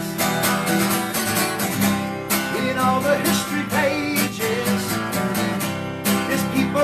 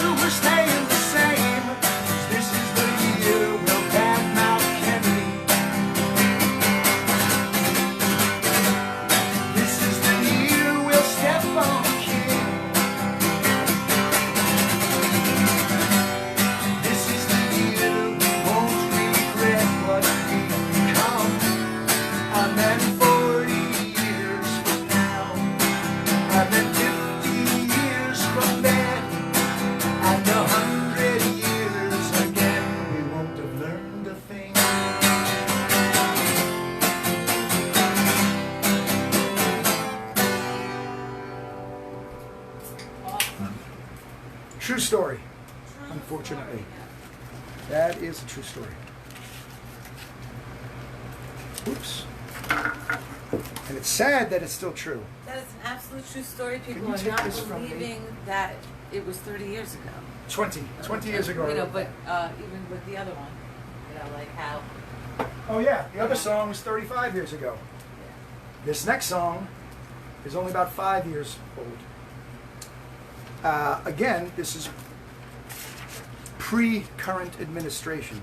I just want to say that because this is just, we were camping and this is how I wrote it again. Again, first time I was being sarcastic, second time I'm like, well, here's your history lesson. I'm just laying it out. Look around you. What's going on? And now I'm at the point where we can talk about this and we can talk about that, but only if you want to. Only if you're interested. Only if you want to hear it. Because I'm not standing on a soapbox anymore saying, rah, rah, rah, rah. It's up to you. It's up to every individual. If you want to hear about it, you want to talk about it, then do something about it and say something about it. If not, go back in your hole. Let me see what I got here. Where's my capo? I dropped it. Do you see it on the floor? Yeah, don't. This one. No, capo. There it is. Ah, it blended in, blended right in. So cheers, thank you very much. Hey, God bless you and hello everybody. If you're having one of these, I waited a bit because I wanted to make sure that I was telling the stories right. I'm cheersing Ed Ryan today. I'm so proud of him for all these beautiful songs he brings into the world. They're our little children. All And right. to me, when I was a This is young my- girl, songs meant everything in the world. And so in meeting Ed, it was like I had a whole personal jukebox to myself. This song's called Only If You Want.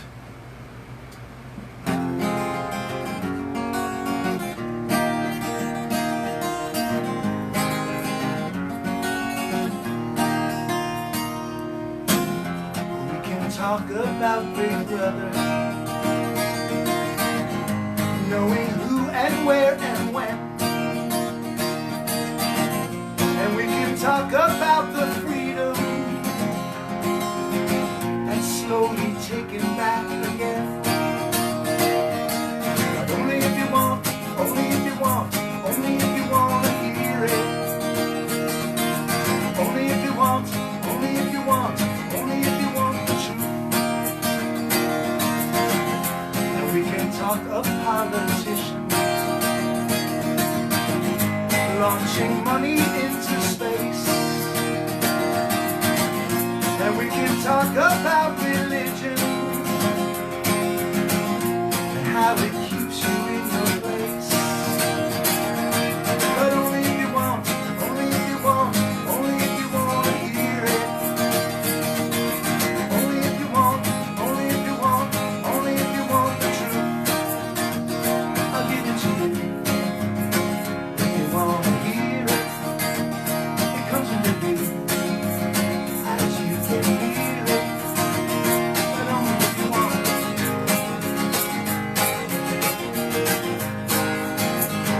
And we can talk about our groceries and how they've modified our meals, or how the hand that gives you freely conceals the other hand that steals. But only if you want, only if you want, only if you want to hear it. Only if you want, only if you want, only if you want the truth. I'll give it to you. If you want to hear it, it comes to you when you can hear it. But only if you want.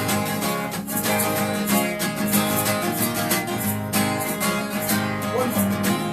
And we can talk about each other as we all do anyway. But when you're face to face with someone, suddenly you don't have much to say. But only if you want, only if you want, only if you want to hear it. Only if you want, only if you want, only if you want the truth. I'll give it to you.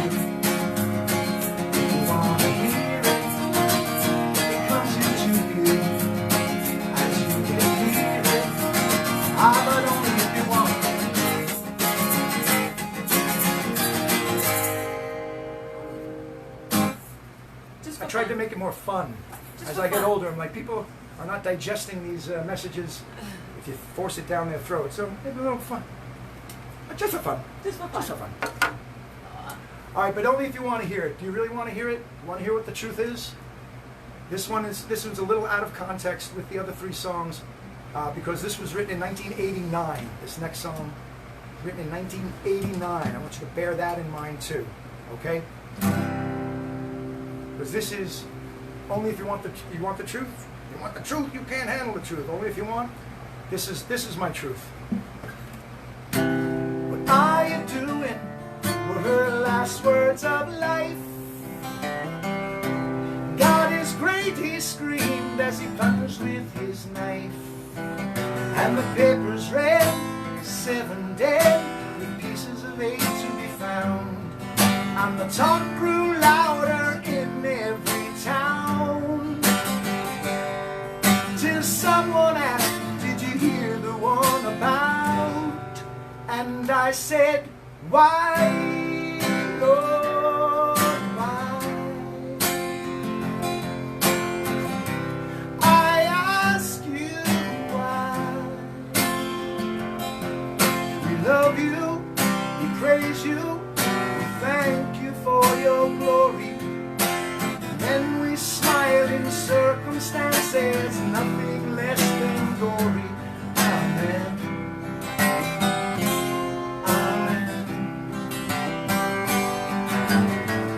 She picks through garbage, she sleeps in the street. He asks you for some change as he spits out some teeth. And in a cardboard box, the cradle rocks as suits and skirts passing by. And complain that should be kept out of sight. But who will feed those children tonight? And I say, why, Lord, why? I ask you why. We say we love you, we praise you, we thank you for your power. Then we turn our backs in someone else's darkest hour. Amen.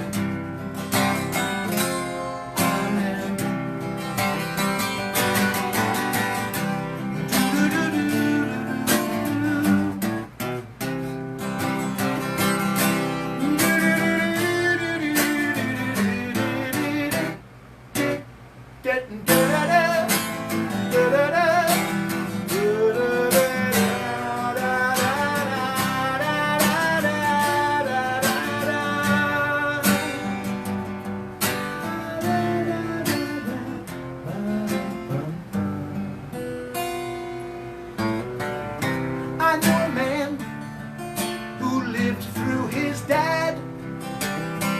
His father gave him everything that he had, and in return he laid down his life for our men, so that we might live together again and call each other brother and friend. And I say, why, Lord, why? I ask you why. You love us, you teach us, you died for our salvation. And now we live the way we want to, nation against nation. Amen. Amen. Amen.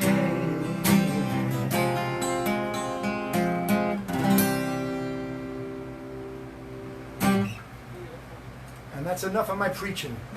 I do write songs like that every once in a while, but I find a lot of times, where are you going to sing them? People are going to go, yeah.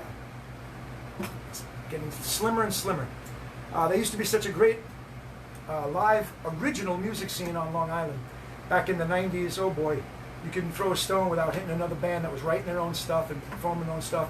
The brokerage was a great hot spot for many an original act.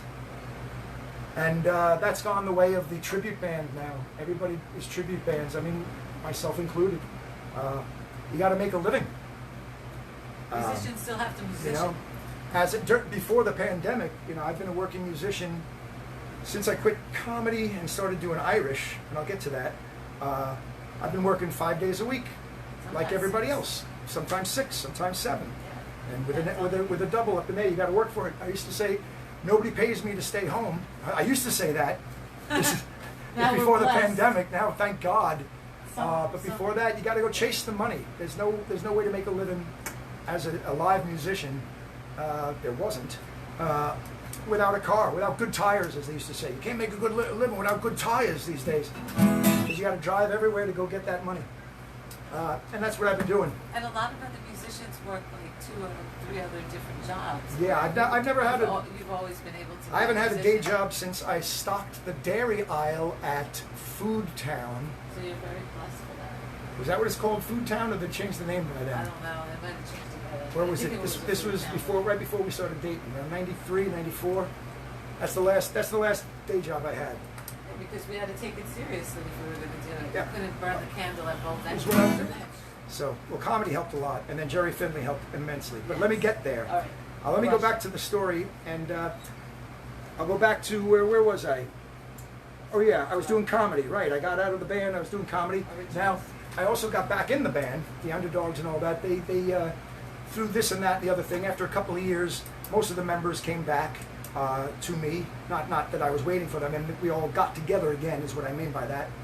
And we formed a new band called Wide Awake. And we took a different direction from Ed Ryan and the Underdogs. This time we were going to be more like U2, where the music would be written communally, and then I would just add the melody and the lyrics over it. So I'd write the lyrics like Bono does, and the whole band would collectively come up with the music together. Yeah, it was a great process, and we did very, very well. Wide Awake did very, very well. Amazing band, probably one of the best bands on the island. Yes, but before we got there, or even during that, I can't even remember because it all blends together. But I was still in my search of love. You can't forget, even though I'm still searching to become popular or famous somehow, whether it's through acting, whether it's through music, whether it's through comedy, whatever I can do, I'm doing everything I can to put myself out there. But more important than any of that, I'm still searching for love.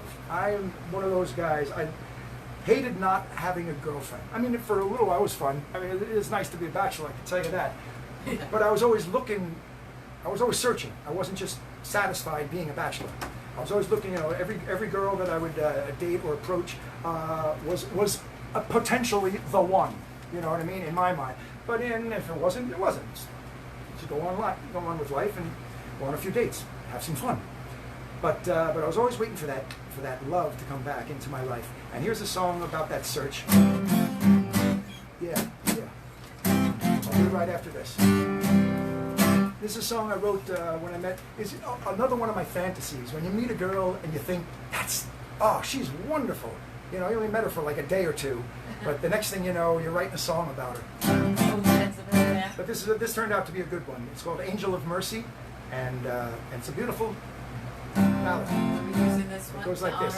It's about all of our what? Frontline warrior. Yes. Well, because of the phrase Angel of Mercy. But it's really about finding love. Here goes.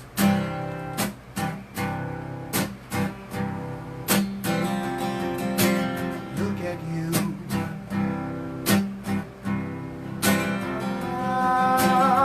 Look at you. My sleeping heart is coming to.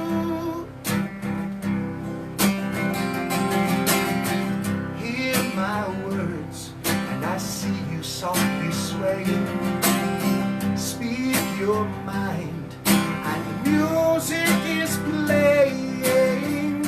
Sing your song, and my heart is conveying a new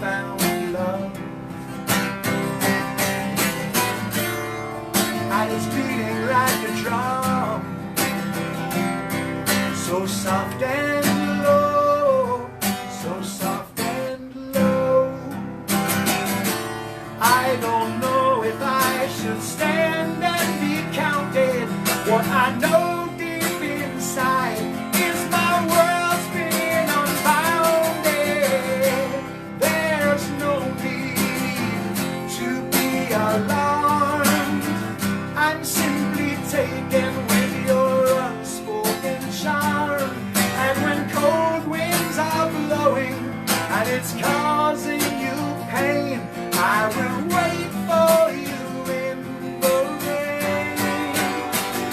You're an angel of mercy, and I don't even know your name.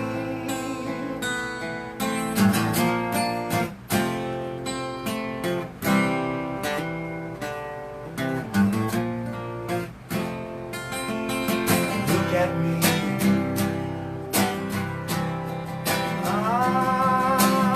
Just look at me. When I'm touching hope that I could not see, say the word, I'll do it if it pleases. I'm on my knees and I'm thanking you, Jesus. I never thought I could be taken completely surprised again. You're a chorus in my head, so soft and low, so soft and low. If I could capture all the woman you are and unleash it in the sky, you'd be shining like a star. There's no need to be alarmed. I'm simply taken with your unspoken charm. And when cold winds are blowing and it's causing you pain, I will wait for you in the rain. You're an angel of mercy, and I don't even know your name. You're an angel of mercy, and I don't even know your name. How could you feel the same?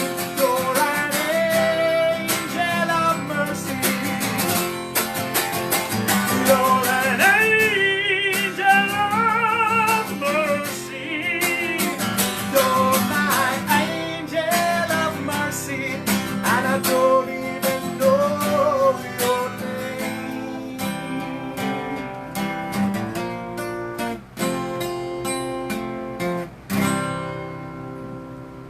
Just landed on the wrong chord there.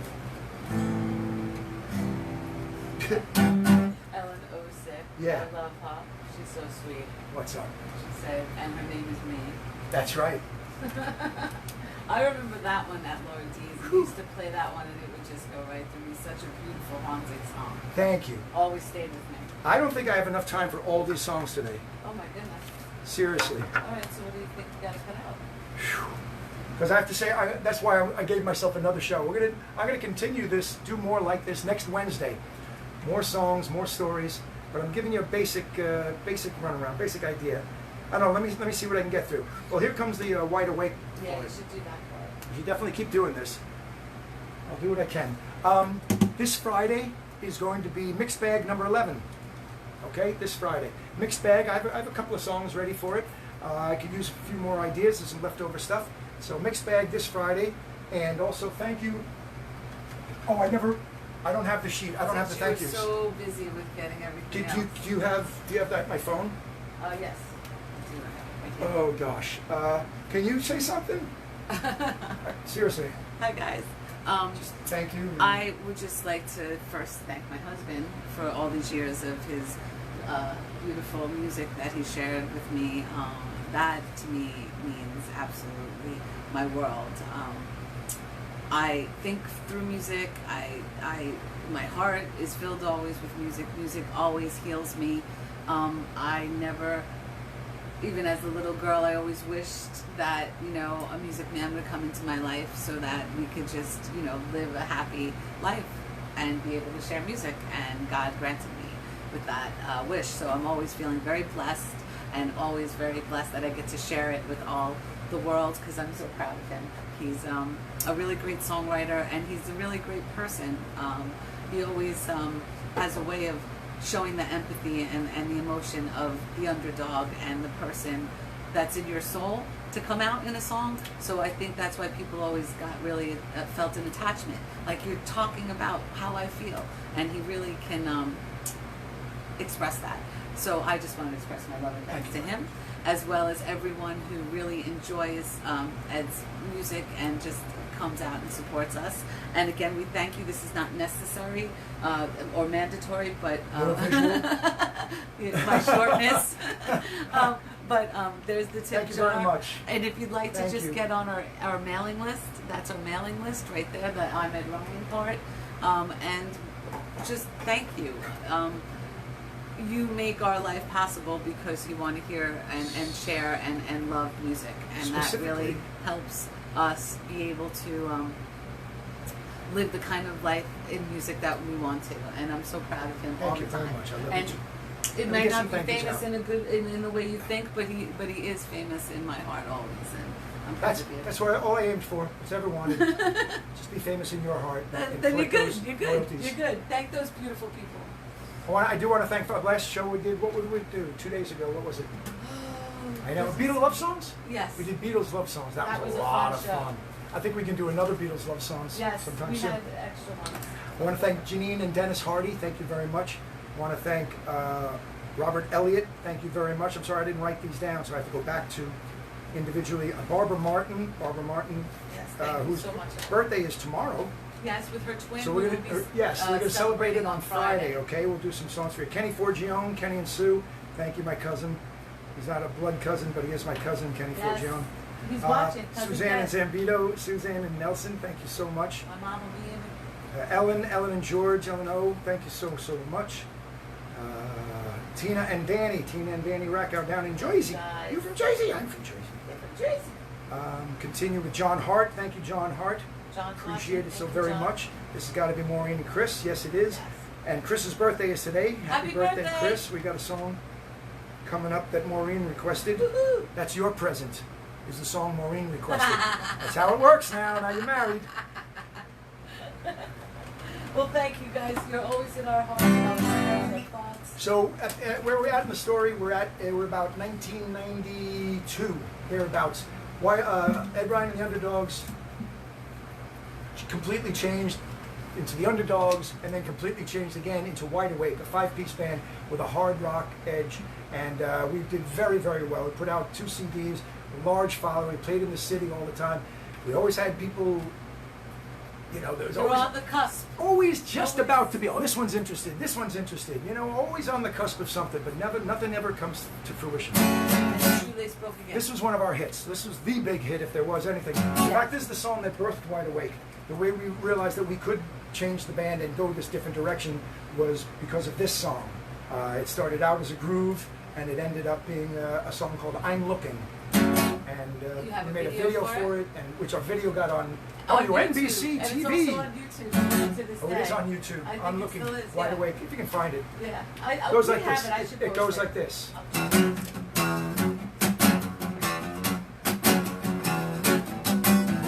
Doesn't go like that.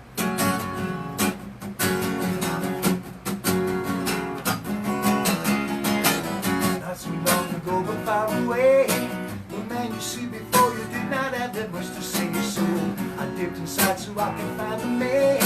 I found the best I do is really do the best I can, and that's try, try, try, and don't you turn around and don't look back. Try for space alone, so I went to Mama on her birthday leave. Said, Mama, don't you cry, 'cause if you only think of me, you know I'll try, try, try, and don't you turn around and don't look back. Try, try, try, and don't you turn around and don't look back. 'Cause I am looking for some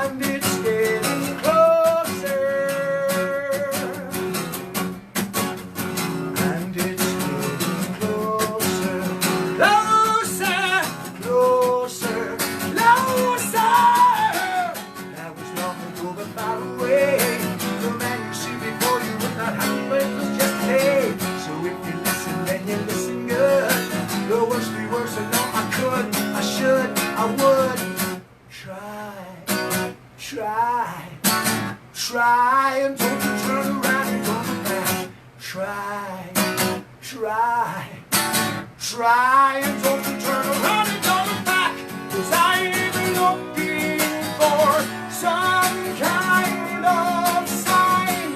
I'm waiting on some useless line.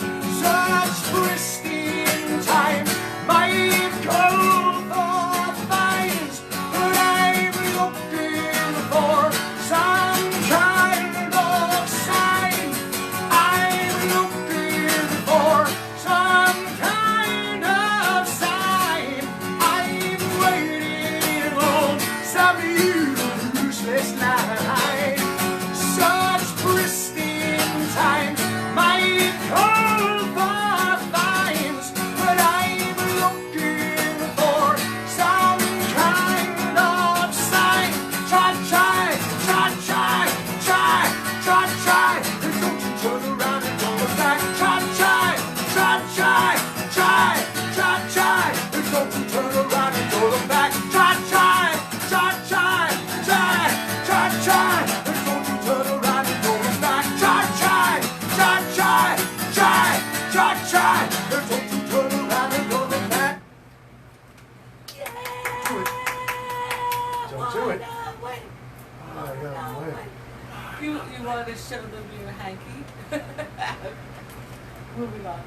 Good No, job. I got to keep this thing moving because I don't think I'm going to get all this in. Wait, so there's no timeline and there's no pattern. Don't rush. That's the first Wide Awake song we wrote. It became very popular. We put out an EP. That song was on it. And then for the second disc, which was a full-length album, I wrote a song the first time, or during that time, how do I say it? I finally met my match. I met a young lady who was bartending at one of my open mics that I was filling in or whatever, and we became friends. And then she'd come see the band with her boyfriend, and Who was a jerk? who was a jerk, and she was my girlfriend, who was a jerk. Who was a jerk? And Hey, we could have got that together. anyway, after a year of friendship, it turned to love, and we fell in love, and we've been together ever since. That's Rocking and 1994, and it changed everything for me, because I finally was. It had been a good 10 years since I had an actual girlfriend that I was in love with on Long Island, near me. So it was just a game changer. It felt like home, and I fell in love hard and fast, and We both did. I have never gone out of our relationship. I can look you in the camera in the eye and be honest with you about that. I've never gone out of the relationship with her, and that's the secret. If anyone else knows, how do you stay together? All that, you don't fight? Yeah, we fight. Yes. But underneath it all, I know in my heart that I've never gone out of the relationship. So that's what breaks it up. So I've been in other relationships where you just do one stupid thing. It'll stay in the back of your head the rest of your life, and it'll fester in the relationship that you're having, especially if you do it more than once. But I lived and learned, and that's the one thing I learned, that if I had to pass it on to anybody, that's the way to make a relationship last. Be true. Be absolutely 100% faithful. And then everything else is just arguments. You know what I mean? It's not But personal. people don't agree all the time. Yeah. I don't know. I have a right to my opinion, you have a right to your opinion, and sometimes they clash. But we always come back together in love. Indeed. So this is the first song that I ever wrote lyrics for her specifically. It was a Wide Awake song. It was on the second album. It's called There, as a place to, in my imagination, that's the place where I want to be. I want to be there. This is way before Liz Lemon and her I want to go to there business. Here we go. Tom Sanfilippo wrote the riff on this one. I don't do it justice, but we'll see what we can do.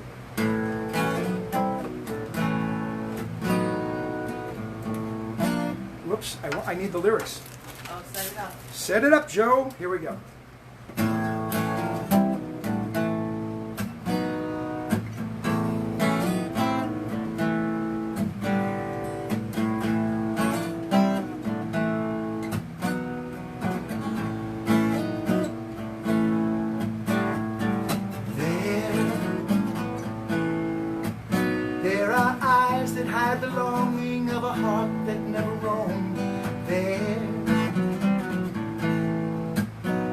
There's a smile that covers teardrops and the dreams that they'd home. So I throw them both a knowing wink, 'cause it's where I'm most at home.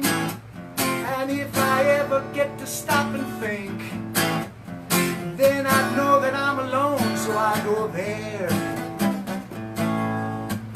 where there are arms that long to hold me tight and never let me go. There,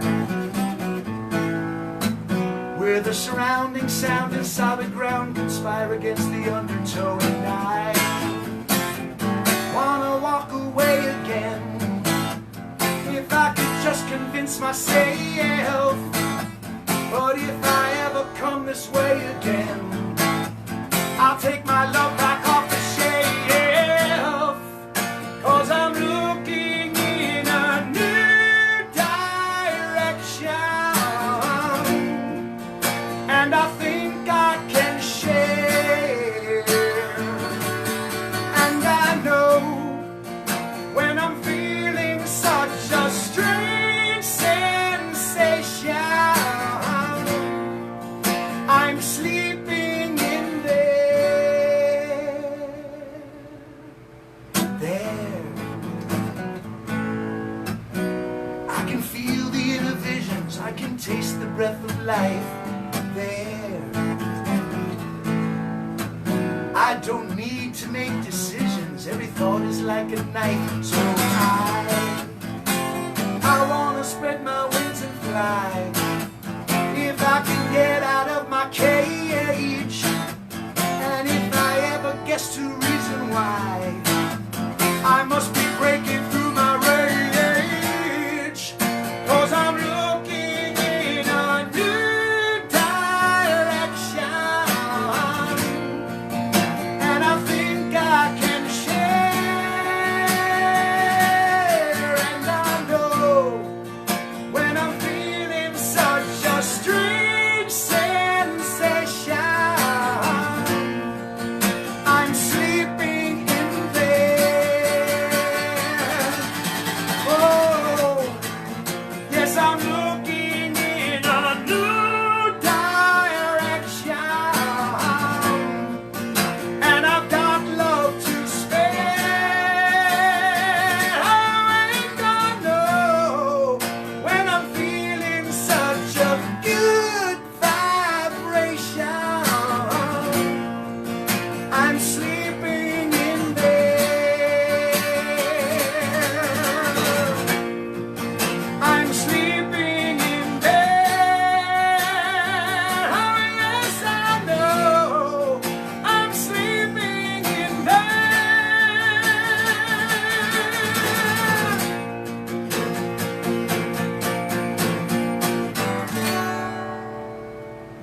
An abridged version. Tom Sanfilippo takes off on the guitar on that. Just you got to hear it. It's like 2 minutes of glorious guitar. When Tom played that solo, I wept. We were all listening in the car. I'll never forget that. That was so awesome. Lovely, thanks. All right. And he always would say to me, "I can't do that one. I can't play it. I can't." I can't. There you go. I just proved it. You proved that you did it. I just proved that I can't play it. All right, I'm gonna keep moving. Where are we at? I'm gonna have to edit like most of this out. What's coming Where up? are we at? We're at number 19. That's 11 songs. No way is that gonna happen. All right, so what do you I've want? only done less than 20. All right, I'm gonna do this next one for sure, Okay. because that was one way of expressing it. See, I was kind of like, everything was poetic back then, not being so blatant about my feelings, hiding it under there. But that was for her, and it was an expression of love. I wrote a song a couple of years ago that I think is more appropriate about how I felt back then. You know, and when I was still searching. This is an uplifting song, and I like this one a lot. And this reminds me of you. And this was she's the answer to this next song, even though I wrote it many, many years later. How about that? Does that make sense? Called "If I Should Find Love." Spoiler alert, I did. I'm telling you. Here we go.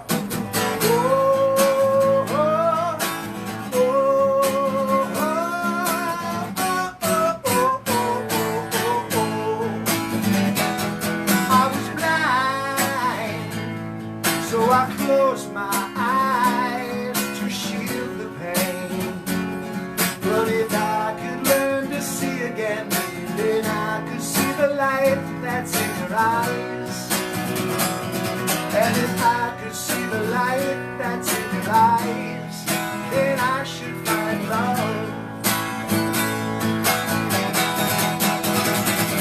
I was snide, but I closed my heart not to feel again. But if I could learn to feel again, then I could feel my way into your heart. And if I could feel my way into your heart, then I should find love. Here we go. If I should find love, love will find a way to make it a love like was never before. And if I should stumble along the way, I hope it's love that will cushion my fall. If I should find love, if I should find love, oh, oh, oh.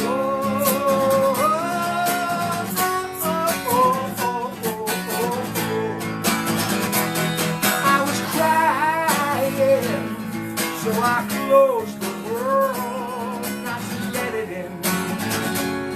But if I let in the world again, then you're the only reason that is kind. Then you're my reason and one of a kind, and I should find love. Here we go. If I should find love, love will find a way to make it a love like was never before. And if I should stumble along the way, I hope it's love that will cushion my fall. If I should find love, if I should find love, here we go! If I should find love, love will find a way to make it a love like was never before. And if I should stumble along the way, I know it's love that will cushion my fall. If I should find love, if I should find love, oh, oh,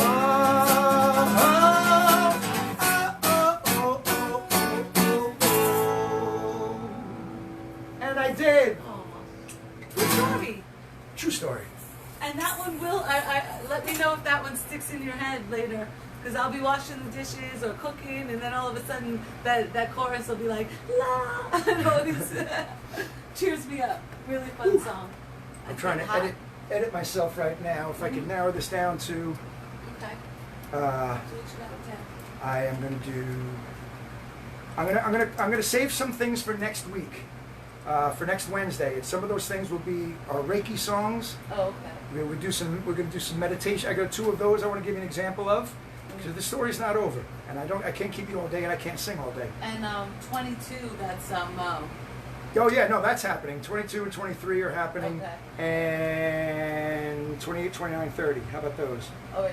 What'd you say? No. 27, 23, 22, 23, 27. 27, and let's see what we can do. Then we'll see. Yeah. Okay? Okay. And also, I'm going to tell you all about camping next week. Now, when I fell in love with rain, it just opened up a whole new world to me. Happy All right? days. I did professionally after Wide Awake eventually exploded. I did form another band called Rhino Caravan. We put out a couple of CDs, very good stuff. I'll play you some material from them next Wednesday. Yes. Very good stuff.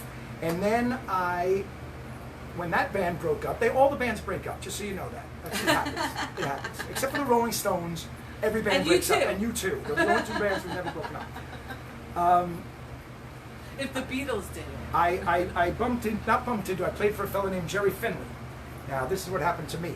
after I did my Wide Awake was great, and then my Rhino Caravan was me on acoustic guitar, a drummer and a bass player. Drummer Dave Hermanton, the professor, and Tom Cavanaugh on bass. And we were just a trio, and we were very tight. We were very good, and we got pretty popular too. But then, you know, shit happens. Yes. But before shit happened, it was very, very good. Said shit. Yeah. We started playing at a place called Finley's New York Tavern, owned by Jerry Finley, who was an Irish fella, 10 years my senior. When our band broke up, he heard about it, and he called me and said, I heard your band broke up. Would you be interested in Irish music? Jerry was a very popular leader of a band called the Caravan, direct from Ireland, and big in the Irish industry, which I knew nothing about the Irish circuit. So I said, sure, I would. I was in between band. I had no band, no rock and roll band. Again, Rhino Caravan was original, writing songs, writing. So I joined Jerry's band and started working the Irish circuit. Next thing you know, I'm actually working. I'm out working a lot more than I ever did before. And that's how I started really learning to earn a living as an entertainer. It was not by doing my original songs and not by doing Beatley things, but by doing the Irish stuff. The Irish community took me in and gave me a platform to stand on and to climb, and I've been all the better for it. And I love them. I love all the AOH people, especially my division too. But can I say something about that? Go right I ahead. have to personally say, working a lot of times in all the bands and this and that or whatever, it could be a little bit lonely or this. And when Ed got into the Irish community, there was nothing like that Irish community. They always made me feel like I was their family. They took me in. They always made sure we were okay. And at that time when we didn't know what was going on, it was such a gift and a real special thing. So we always are so grateful to our Irish community and Jerry Finley for really really helping us through teaching me that way of and over that bump in the road. I was so bent on being an original singer and a rock and roll singer and a comedian or whatever I could do that I never, once you get to a certain age, they're not signing you up to do those things. You have to pound it out, pound the pavement and go work where you can. And when I got into the Irish circuit, it just made everything so much easier. I learned all these songs. I loved the songs. I started releasing Irish CDs. And your mom said you're bona fide. Yeah. Remember? it turned my mother's opinion around, I can tell you that. She was always a big fan of mine, but never as much as when I started to do Irish music. Yeah. Although she was a big fan of my acting. She used to tell people all the time, she goes, because I'd be singing, people go, oh, your son is very talented singing. Oh, if you like his singing, you really should see him act. He's much better. But anyways, so the Irish community. And in return, I wrote a song to play in the community. But it's not just about Irish, because it's not about Irish, it's about me. All the songs I write are mainly about me or characters that I make up. A lot of times I can write a song about something that's never happened, as you'll find out after this song. Note that I'm switching these. Okay, well, I'm doing 23 first, then I'm doing 22. Okay. So this was a song I wrote. It's called The Drinking Song. And this, again, this might be my biggest hit, to be honest with you, because this is reaching all over the world. I know people in other countries that write, this song, and asking permission to play it. Of course, play it. Sing it. Sing your heart out. And it's one of the songs that whenever I'm in the bar and you're playing it, people are like, who does this? Everybody. I know who does this. I've heard this before. Oh, I've heard this one. I know this song. And he wrote it. I'm like, and then they don't believe you that you wrote it. Well, I did. It's called The Drinking Song, and it goes like this. Well, I'm just a drinker. I drink all the time. I drink Irish whiskey. I drink beer and wine. And I drink and I drink and I drink without care. If you can't find me drunk, I am out drinking somewhere. But I drink with my breakfast and I drink with my lunch. I drink before dinner and right after brunch. I drink when I'm thirsty. I drink when I'm not. And I'll drink you right out of whatever you've got. 'Cause I'm just a drinker. I drink all the time. I drink Irish whiskey. I drink beer and wine. And I drink and I drink and I drink without care. If you can't find me drunk, I'm out drinking somewhere. Well, I drink when I'm working. And I drink when I'm bored. I drink with the devil, but we drink to the Lord. I drink every evening. I drink every morning.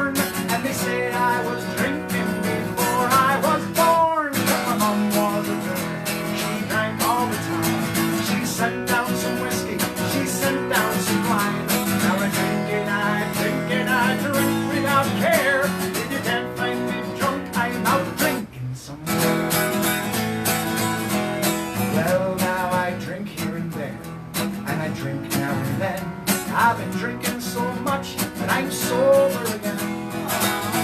I'm told I should quit, and here's what I say: I'll stop drinking tomorrow, but it's always today. So I'm just a drink. I drink all the time. I drink Irish whiskey. I drink beer and wine. I've been drinking, I drink without care. If you can't find me drunk, I'm out drinking somewhere. Yes, I drink, and I drink, and I drink without care.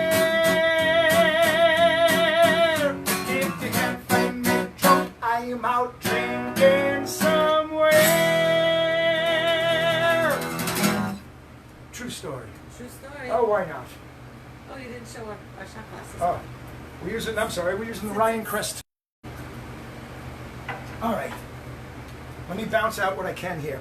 I'm going to do... Okay, before you do, can we just give a little shout out to this?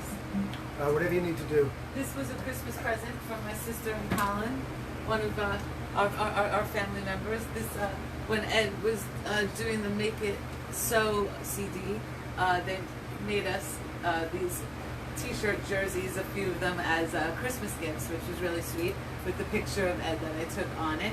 And then this was the back. This was one of the other T-shirts. It says "Entertaining Long Island." These were a lot of the places Ed was always there weekly at the time, and then giving a little plug. It was really, really thoughtful and a really sweet gift. And I couldn't even bring myself to wearing them because I didn't want them to get ruined. So now at least they made an appearance. At least they made an appearance. And I'm really glad you guys are tuning in and enjoying Ed's originals because these really are our babies. Didn't they give us for marrying him? For marrying them? Oh yes, that's right. I thought that was a Christmas gift. No, that was a gift when I married friends right. Colin and Robin. That's right. Because he played. I think I gave one of them to my sister Sue, and the rest of them I kept. Yeah, he played at the wedding. He played them down the aisle. He married them, and then they rocked out at the end. Right. With Tommy Sanfilippo and Dave, with the Ryan band. All right, let me see what I can squeeze in here. I'm going to give you an example. I'm going to do 4 more songs. See if I can do this. Okay, let's see. 1, 2, 3, and 4. Okay, I know what they're going to be. Okay. And then next Wednesday, I'm going to pick up. There's not much left to the story, to be honest with you. I've released a few solo albums. I've never been on a label. I've never been signed to anything. I own all my own stuff. So who's out there who would like to give this old dog a new trick? I mean, they're certainly capable of performing. That's all I've ever been capable of, performing. I perform and I perform. Since I was a kid, that's all I want to do is perform. So I'm going to do one for you now. This one's for Maureen. Maureen, I went to high school with Maureen. And Maureen, I just told that story like 3 days ago to someone about the "you don't choke me and I won't." That's between. It came up in some sort of I forget why it came up, but I said, "Oh, I have a good story," and it was that. What am I playing here? You're playing 22. I am. All right. So when I see you next Wednesday, I'm going to tell more stories about when Rain and I got together and our love and our history together, and some more about the things that I've been doing on the outside since that. All right, we're going to pause the actual story at whatever that was, at Irish. Okay, yes, at Irish. At Irish. That's about 2000. That's about 20 years ago. Yeah. So we stopped it. And since then, I've basically been playing. I'm a local guy. That's ever since then. I'm just a local guy. I play as much as I can, as often as I can, with whoever I can. Wonder Stories has opened up a whole world to me. Yes. Wonder Stories is a local band here of great friends of mine, and they put on these great shows with famous people and at good venues. And Kenny Forgione was gracious enough to ask me to be part of some of those, and that helped so much in exposing me to more people. Because I'm not good at. I don't broadcast myself. I don't advertise myself. I don't toot my own horn and go. I love it when people ask me to do something because then I'll do it. I'm so anxious to do it. So when Kenny asked me to do these shows, it just opened up a whole world. I got to meet May Pang, Denny Lane, Steve Holly, those I can consider. Steve those Holly, are just a few. it blows my mind. I would just on Steve Holly alone, just to say that he's my alone, friend, I know. is an amazing and feat. beautiful wife, yeah. Marie Claire. Marie Claire. So Wonder Stories I owe a lot to in the last 10 to 12 years of exposure. And then for the last 4 years or so, I've been in a tribute band called Petty Rumors. And again, I didn't seek that out. Well, they were losing their lead singer, and somebody saw me online or something. Ed Broder. And Faye did, and then Diane. Mentioned it to Diane. Okay, and then Diane got in touch with me. But they asked me. They said, "Hey, are you interested in this kind of thing?" Just like Jerry said, "Are you interested in Irish?" Although I wouldn't have sought it out, but I do answer the call when people call. So I've been very happy in that. That's gotten a lot of exposure. Very good band, Petty Rumors. Hope we don't know when we're playing again. Neither does anybody. And also I've got some irons in the fire, and I'll tell you about that on Wednesday, about the possible future. How about that? I'll save some stories. But right now I want to play a song that I wrote 20 years ago. Totally fiction, but again, I said the drinking song was probably my biggest hit. We keep talking about hits as a joke. This is the best song I've ever written. And I got to watch you do it. It's got to be. It's either that or Claustrophobia or Throw It Away. Oh, I love Throw It Away. That makes me cry. Or the drinking song. All right, well, you did a lot of them, haven't you? But this is a good one. I don't take credit for my songs. Even since I was a kid, it just comes to me. And I'm aware of it, and I wait for it, and words will form, and I'll say, all right, I don't even know sometimes what it means. I'll write some things down, and then fix it if it does. So these songs are all gifts to me, and I'm happy to share them. This is called SS Marie.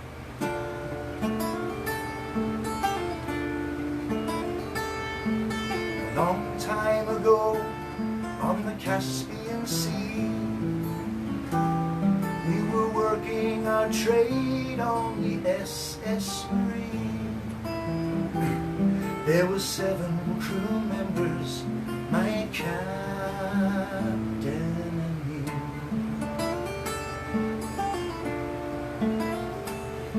Well, I served my dear captain for much of my life,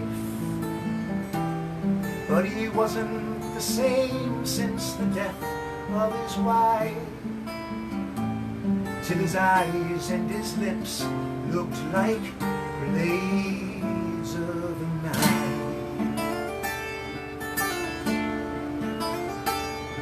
Well, he told me he speaks with the ghost of Marie, but he says that she's waiting for him in the sea. So tonight, under guise of this treacherous storm, with the crew locked below so they cannot be warned, we are sinking the ship, and Marie will be warned.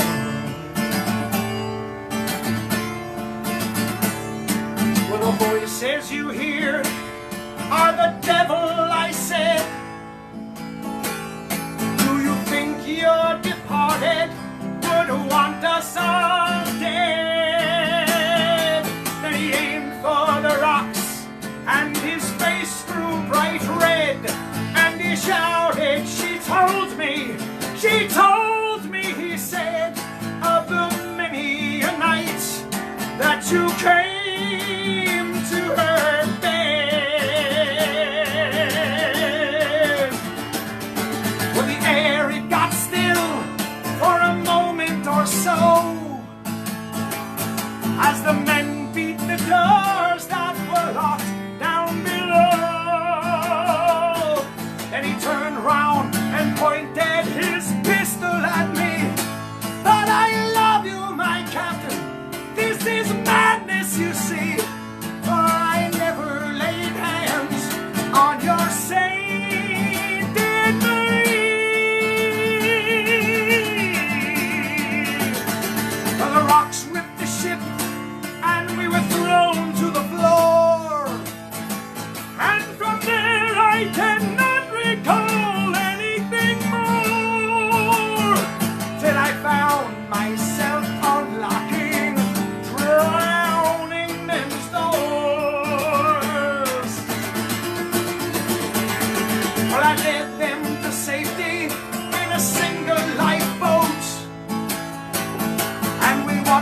ship sink as we lay there afloat. But one of our captain, the wounded men cried, he went down with his ship as he should. I replied, I would not have them whispering of suicide.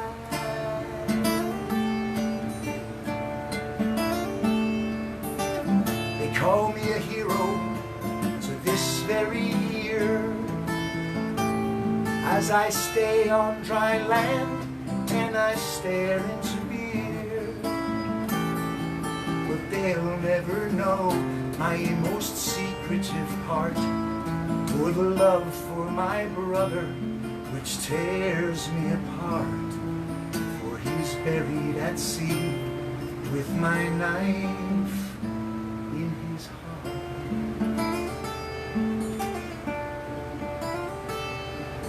A long life ago on the Caspian Sea, we were working our trade on the SS Marie. There were 7 crew members, my captain and me.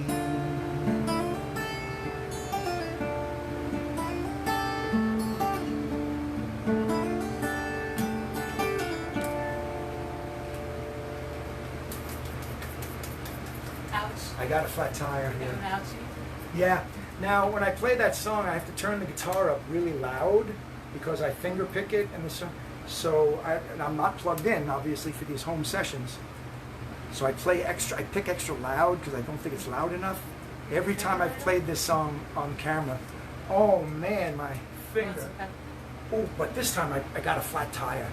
Halfway through it, I'm picking so furiously, and I'm like, I can't use this one anymore. I just start picking around it, going. That one's broken. It was hobbling. Right. But that's all right. I'm going to pick up my pick. What's that? Because that's what you do with a pick. You pick it up. And all the day, you'll strum and pluck. Right? Isn't that how it goes? Yeah. When you see a pick it up. And all day long, you'll strum and pluck. All right. Well, thank you, Maureen, for asking for that song. It's not a true story, just so everybody knows. But it's a true story that I watched you write it while we were camping. It was That much is true. manifesting. Beautiful. I watched you write a lot of songs, but that one was just in such a beautiful setting. It happened. It came in such a beautiful way. I'll always remember. I'm thinking of doing 2 more. Okay. Let me know so I can write. Right? And I'll save Drop On By for next week. I was going to end with Drop On By with a big pepper, but let me save it for next. It's a long song. We're already 10 minutes to 6 right now. All right. So what are we doing? I'm going to do number 28, then number 27. Does that sound right? And that's it. And with that, no? Yeah, if you want. Yeah, I think I will. I want to do something upbeat in the meanwhile, though. Can I play something? Throw in every day. Put in the word every day. Right? Should I do that right now? Just want to throw one in. A quickie? Nah. Let me just do what I'm doing. I'm sorry. I got ahead of myself. I wanted to do the whole program, but as I say, I'm editing as we go. So, let me do a beautiful song for my dad. And then I'm going to sing a song called Joyful Noise. Does that sound good? And if you want to end up, you can end with All right, I will. Let's end with Drop On By because I really want to end on a high note.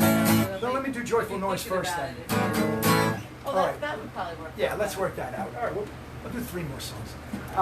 This next song is called Joyful Noise, and it's really one of my favorite songs because of the way it came to me, and because it's a nice melody. It's a good melody. It's catchy. It's bouncy.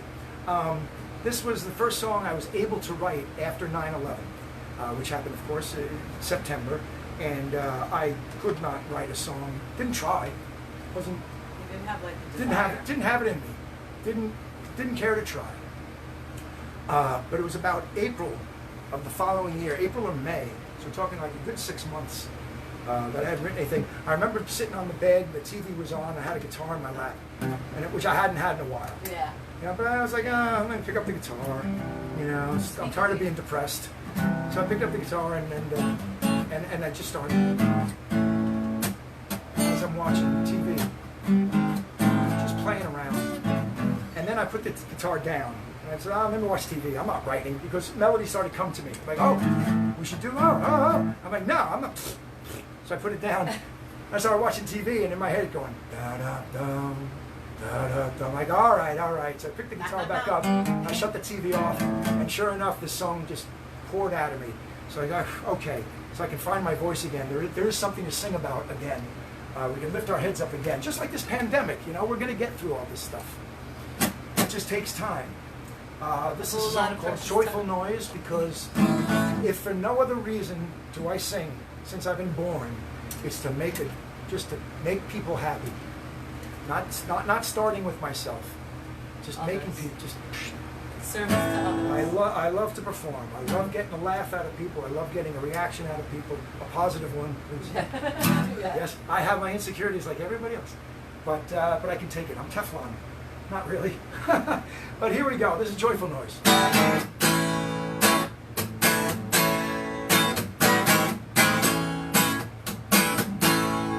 Sometimes I love to sing because of the joy that singing can bring. And sometimes I love to sing to let out the anger in my voice. Any time of any day, without any words, with nothing to say, I will sing just to make a joyful noise. Now people say, to my dismay, how can you play every day? And I say that I play to keep me from lying in the ground, in a crowd or in my room, without any chords, without any tune. I will play just to make a joyful sound.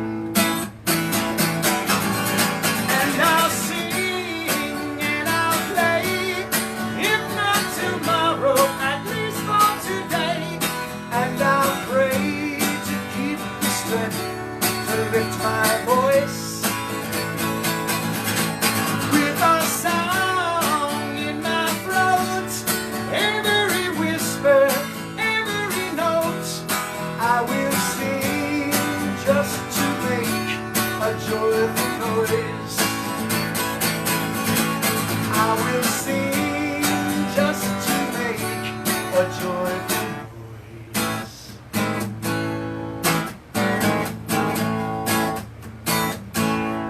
Sometimes we need to go to a place that nobody knows, so that we can spread our wings and fly so high above the ground. In our hearts and in our souls, without any hurt, without any rules, we can sing just to make a joyful sound.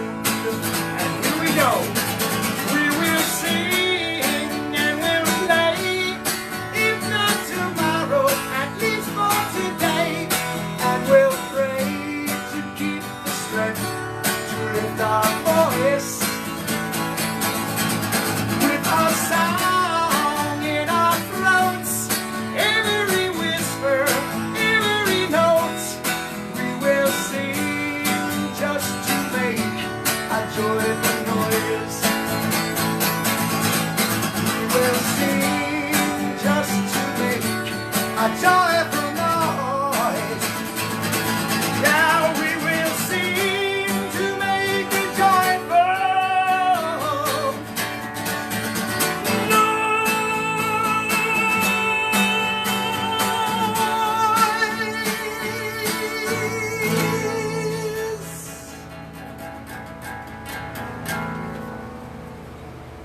Peggy Weaver says this is her favorite song, and Thank she you.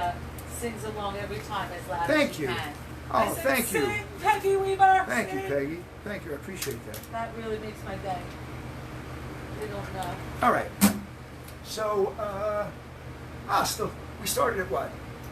quarter after maybe. Almost quarter after? Oh. Yeah, about around there. I'll do the 2 more songs I was going to do. Hey, look at me. I'm doing the rock and roll thing. I didn't mean to. It's because I'm holding a pick. I'm trying to say two. I couldn't do it like this because that's hard. I'm going to do a song for my dad because I wanted to include this in this show. And this is for everybody and anybody who's lost everybody and anybody.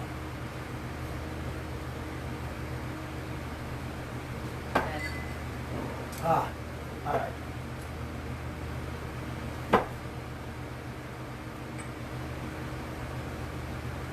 Ha-cha-cha-cha-cha. There we go. That's my dad.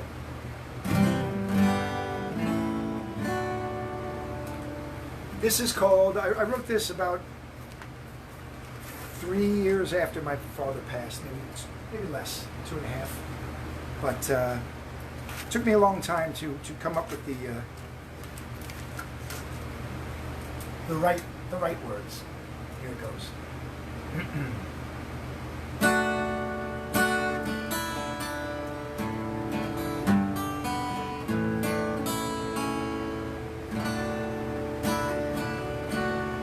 There's a place. I'm sorry. That's the wrong words. All right, I got it.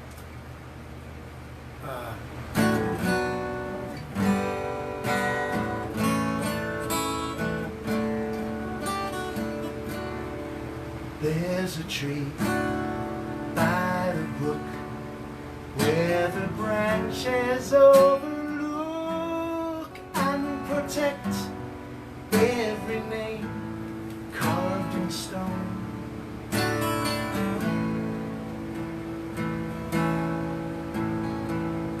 Oh, I forgot the words. I'm so sorry. I blanked out for a second. Branches overlook. The tree that lives on the stone, and the. I was going to get the lyrics out. The place where I got. Oh my God. And the bridge that I crossed. And shit.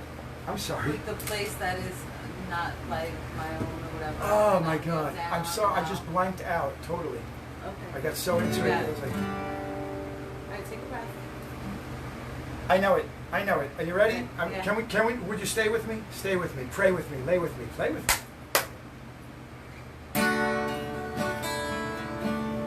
There's a tree by a brook where the branches overlook and protect every name carved in stone. And amidst all the loss is a bridge I have to cross to the name that is much like my own. And I'll kneel down and say hello and catch you up on all the things I'd like to know. And if that's not enough, as it never can be, I simply thank you for the love you gave to me. There's a smile that I hide in a place I keep inside, with the winks and the laughs meant for you. But the brook by the tree keeps on babbling to me. I am near, don't you fear, you'll get through. So I smile for you, 'cause I can't resist, and catch you up on all the laughs you might have missed. And if that's not enough, as it never could be, I simply thank you for the love you gave to me.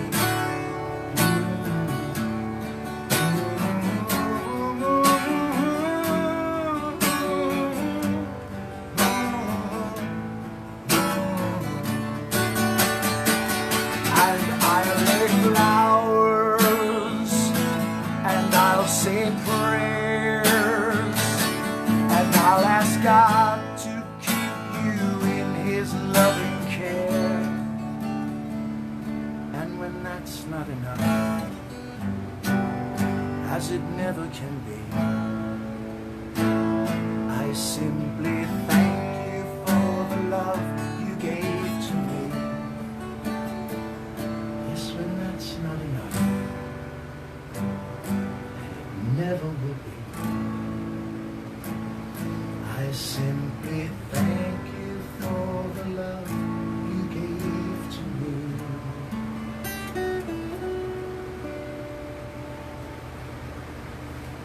I want to say something right here, which I should have said earlier. In all my successes and all my hits and all the things I've ever been through in life, and the reason that I am able to make a living and be an artist and a musician was because of all the support I had. Pardon me. All the support I had all my life from my family and my friends. That's true. My whole life. Take a breath. My cousins, my parents, my brothers, my sisters. We were well supported. Oh, and you kind people right now. And you know, without support, There's no way to artists do is it otherwise. There's no way to do it. I wouldn't have had the confidence to do anything. nothing. Determination to keep on going because it's not easy. So thank you. And Ellen O, you're a big supporter. They were all saying And her that was husband, your dad. well, husband, he's more into sports. George is an athletic supporter. They were all saying that was your dad reminding you he was still around. Ah. But yes, without great support, nothing happens. So, support someone you know. Support Is it local music. some- Support support- original music. Support all your Support- local bands and Encourage a and child. establishments. Encourage. So put music in their life. It feeds their soul. I know what happened. I can't stop. All right, I want to leave you with a song. And it's a happy song. Or as Yeah. Popeye would say, a pretty nurse. Thank you. Oh, that's better. Anything for a laugh. I'm going to sing a song that my wife and I wrote together. Every now and again, if I'm stuck for ideas, I do turn to her and ask for a line here or a word there. But on this particular song, there was a lot to work on. So she, ooh, that's a good one. Look at you. Or sometimes I just give him Look at jobs that. to do, That's and a then good one. That's a good one. So this is a song called Drop On By. I'm going to leave you with a laugh, we hope. This is a song that we wrote together while camping. I'm going to tell you all about camping next week, next Wednesday. I'm going to tell you all about the Irish circuit. I got stories about that. I'm going to tell you about some more about comedy. I got to tell you about the camping. I'll tell you about something else that you don't know about yet. And I'll tell you about Rhino Caravan and I'll do some songs there. But it was just too much for me. This is almost 3 hours.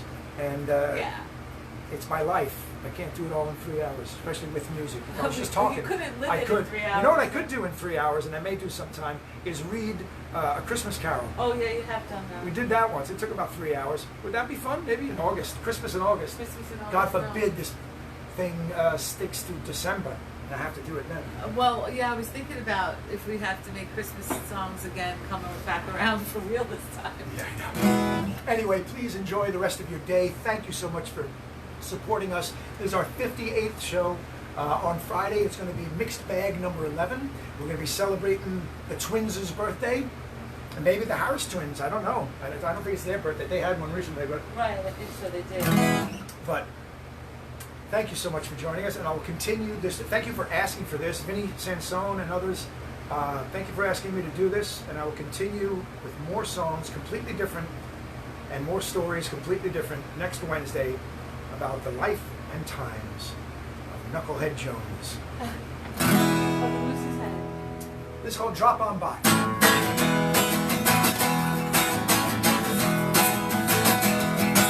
Working 60 hours a week gets to be a frustration.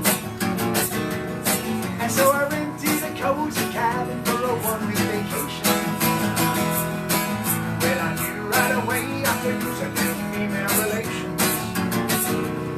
And so I made up a sign and posted out this invitation. Drop on by, everything will be gold. You can love me to the bottom of your toe. Winds get high.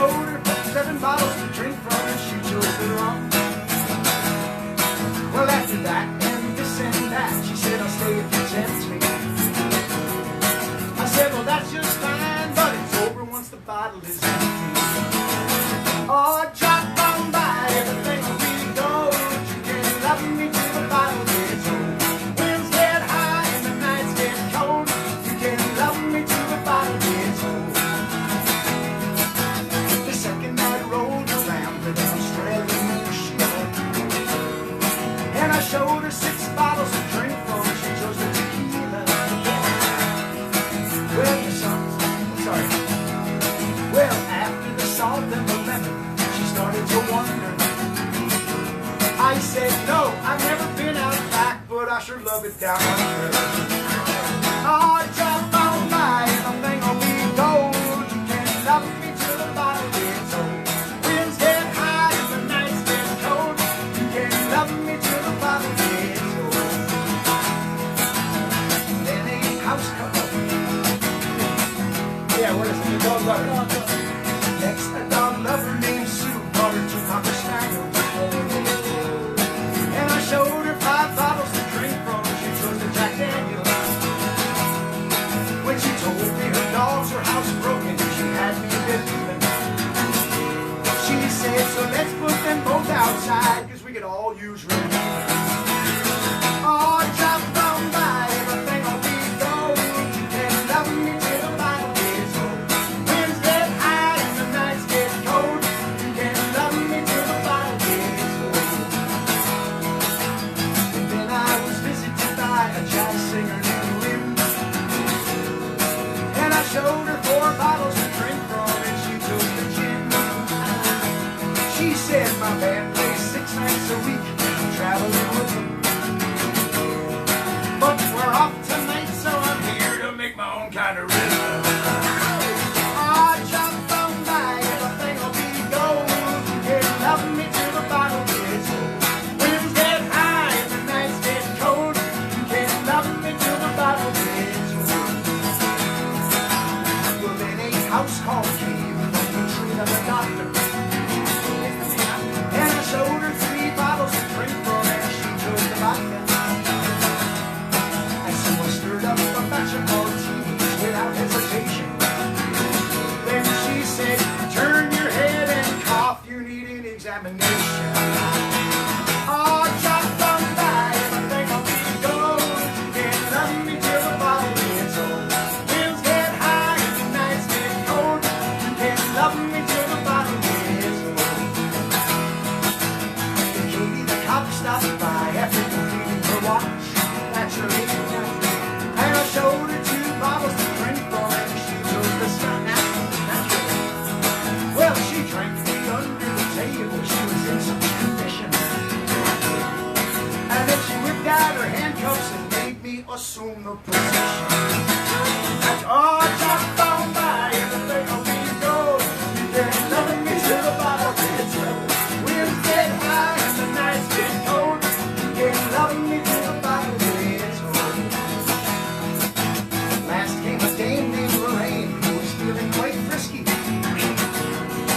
And I offered her the rye, but she brought her own Irish whiskey. Well, both bottles got drunk dry and we were feeling quite harried. I said, if you stay here any longer, we may have to get married. And we did, so drop on by, everything will be gold. You can love me till the bottom gets old. Winds get high and the nights get cold. You can love me till the bottom gets old. Oh, drop on by, everything will be gold. You can love me till the bottom gets old. Oh, winds get high and the nights get cold. You can love me till the bottom, love me till the bottom, love me till the bottom gets old. Semi-true story. Just the drinking part. And the marrying part. Thank you so much Yes. for joining us Thank today. you. Oh my gosh, that was Our hearts I haven't are full. recovered from the song before that. I apologize. I'm still somewhere out there. But thank you, and this was really this is a nice exorcism. Yeah, feels good, right? It's going to feel even better when I do it again next week Yeah. because A little less pressure. there were so many songs I wanted to kind of show off to you. Share But I with knew I the had guys. to. That's it. Share.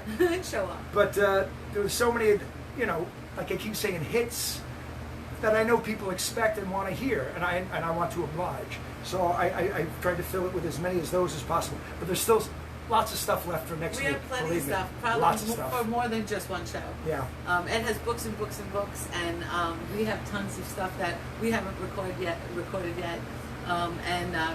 This is a great way to be able to share it with you. The saga continues. Yes, and Ryan. Or shall I say, Wonderful saga. the saggy continues. At this Is that age. an award? I think the saggy continues. Yeah, I want a saggy. You want to say? I'd like to thank. Whoops, hold on. I can't even hold on Yeah, to that'll it. be our It's shoelace. made out of. Yeah, it'll be like a slinky. It's made out of sand in a sock. It's like, oh, here's your award. Oh, great. Can't even put it on the mantle. No. The saggy But Thank you very much, yes, and we're we'll see you always so Friday grateful. for Mixed Bag number 11. Yes. It's going to be just all sorts of things. and It's a little Friday, birthday so party for the twins. birthday party for the twins. Happy birthday, Chris Lorden, yes. today and every day. No, just today. And more and more and more And more and more and more each day. And then Monday we haven't picked anything yet, but we'll figure something Well, we're out. going to try to figure a few Maybe things we'll out. do Beatles Love Songs Part 2. Oh, he had a Because lot he took off of I there, took too. off all the ones that weren't happy love songs. The one, only the ones that people stayed together in. Now these will be all the breakup songs? Yeah, it'll be all breakup songs. No, I can go into the solo career too. Oh, yeah, then we'll have some We'll more see. happy We'll songs. see what happens. I got a couple of things up my sleeve, but I'm trying to collect. Give me more information, please. Give me more suggestions, and we'll keep this thing going as long as we need to keep it going. I'm watching the numbers on the tube. I'm watching the TV. New York's doing pretty good. We're doing very well. That's because we're being smart. We're being safe. Yeah. So let's continue to do this and get through this damn thing and out onto the other side. I can't wait. Thank you Yes. very much. I'll So see stay you on safe out Friday. there. Be Mixed careful. Bag 11. Wear your masks, and we love you, and thank you for letting us share a little piece of our world and our art and our little song children's with all of you. We love you guys very much, and hopefully you guys will tune in on Friday and we'll have some fun. Okay? God bless us, everyone.